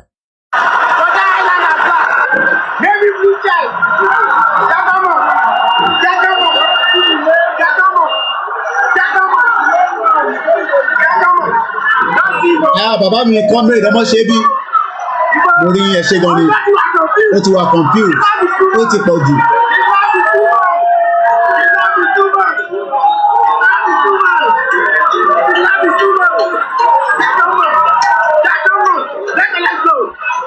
Tàbá ti gba country ṣe rí gbogbo ẹ̀ńtẹ́ ní àìníṣẹ́ tí bá wo system ìlú yìí logistics mo kí comrade ọmọ ṣe bí mo kí gbogbo àwọn group ní ẹ̀ṣẹ̀ gan ni mo kí ìyàwó Janet Fashakin gbogbo àwọn Ìgbòho day mo kí dáadáa ẹ̀kúṣẹ́ takuntakun mo kí gbogbo group pátápátá a máa play anthem nísìn ṣe rí tàbá tètè kúrò nínú dàtírátì logistics owó tó ń bẹ nínú ẹ̀ òun ló lọ lọ́nkàn yẹn ọmọ tó ń pè logistics moving from kò ń ṣe àwọn tó ń dá táwọn tó ń ṣe MC olú ọmọ tó ń ṣe jágbàjàgbà tó ń ṣe owó tó ń bẹ nínú logistics òun ló lọ lọ́nkàn yẹn but tá a bá sí nínú system which picture is fading away èwo ló ń fade away náà àbí fóònù yín lẹ̀ ń lò ní ṣé kò ń ṣe Chinese phone lẹ̀ ń lò èmi mọ picture tẹ̀ náà ń fade away o mo kí Mr. Nurudeen owó tó ń bẹ nínú ṣe rí àti gbé ní UB báyìí sometimes I just sit back and say àwọn kéékèèké akọ́mọ àwọn èèyàn nílùú yìí wá set up agency and àwọn owó tó ń bẹ nà alábà fún ò dá rárá there's opportunity when we are able to control our resources opportunity ti pọ̀ jù ṣé ńgbà tá a bá wá dàgbà tá a bá darúgbó la fi máa ṣe gbogbo eléyìí ó yẹ ti pé 44 nísìn àwọn kéékèèké kan ṣe máa pín yẹn àwọn ọmọ tó yàn àwọn ọmọ wa gan ló ti ń dàgbà síyàn lọ́wọ́ nísìn ká pílẹ́ńtẹ̀ ká máa lọ jàre ó kí gbogbo ilé nǹkan sí máa lọ sọ pé mi ló kàn ṣì wọ́n èmi ò rí Tinubu o kò sí nǹkan tó lè ṣe Tinubu wò làbí náà be better off tó bá yẹ kó ṣe é before Buhari ti bà nǹkan jẹ́ gan èyí tí mo kọ̀ ra ṣe analysis ẹ̀ mo kọ̀ ra yọ díẹ̀ ni ìwọ náà máa wò lápò rẹ̀ pé ṣé Buhari bà ayé jẹ́ lóòótọ́ àpò ẹni kí wọ́n ti wo surroundings ẹ̀ Buhari destroy Nigeria ká fi sentiment Yorùbá nation sílẹ̀ èyí tí Buhari ṣe kò dára rárá ìkà burúkú ló wá ṣe ó destroy Nigeria ó destroy ẹ̀ pátápátá ká fi ọ̀rọ̀ Yorùbá nation sílẹ̀ olórí burúkú gbà ní àwọn alálẹ̀ ilẹ̀ wa dẹ̀ máa lè mú whether the dead or alive tó bá ti lọ tán nísìn àní gbúrú ẹ̀bùn ó ti ní ẹ bá disturb òun ní dàwọ̀rà ní jail òun lọ ó dàbọ̀.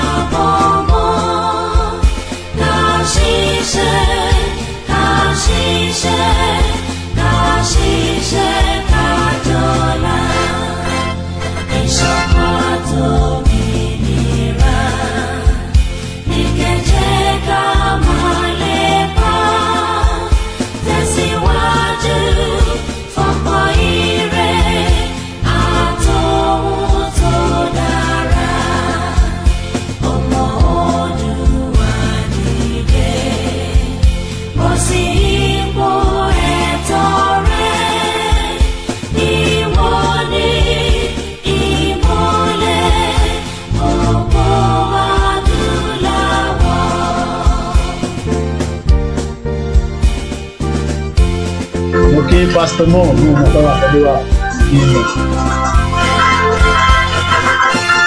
checking out now gbogbo ẹni tí mo bá dárúkọ gbogbo iná ni mo kí ó dàbọ̀.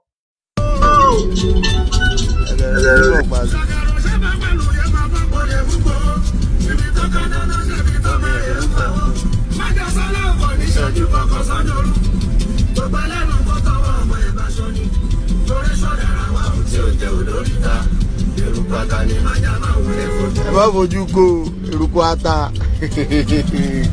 abẹ́ ń bẹ eruku ata tí o ti fojú kó bàbá wà gbogbo Nàìjíríà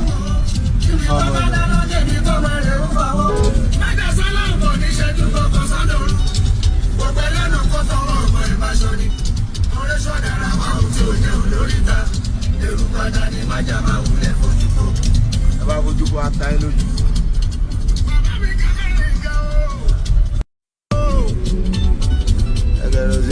lò.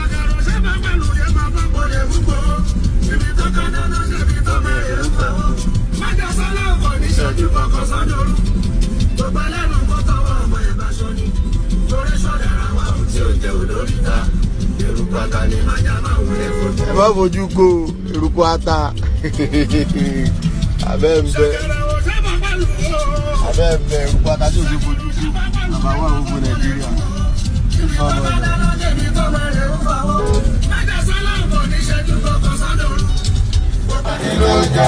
Ọmọ Oòduà. Ọ̀gá Fúlàní ló jẹ́ o. Yorùbá nation yìí ti gbogbo wa ni. Kó má gbọ́dọ̀ bàjẹ́. Torí kò sílùú mìíràn.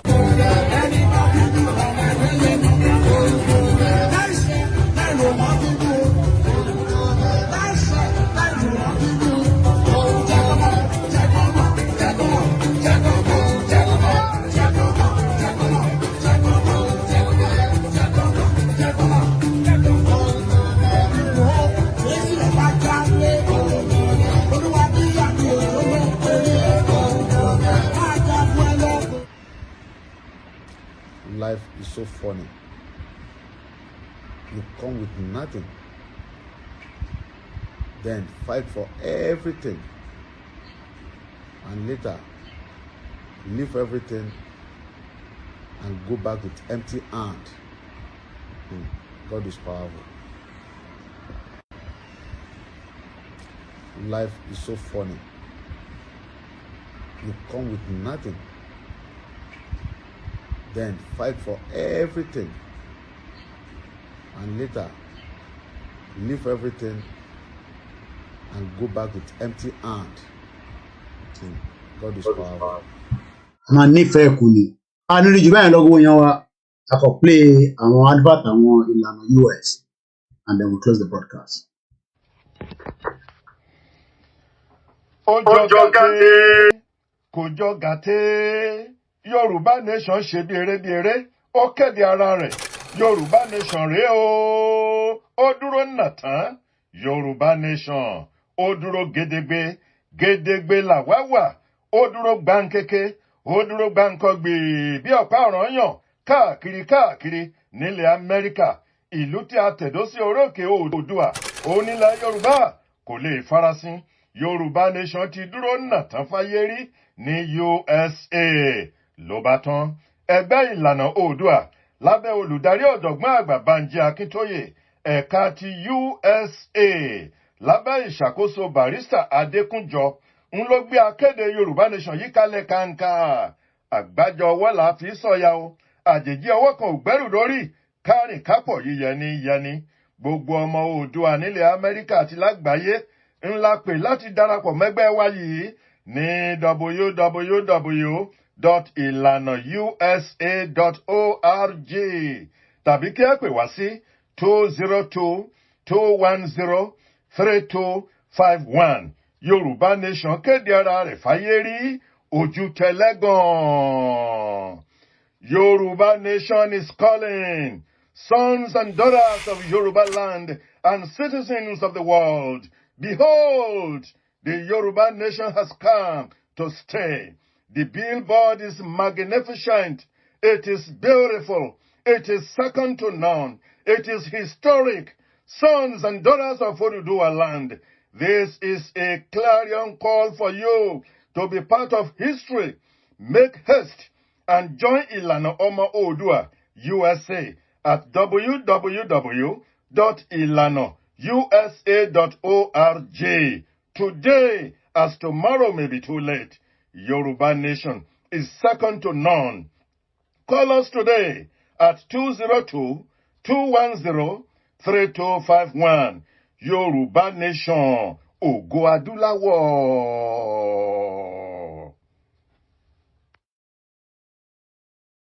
I need to bend. Bye for now.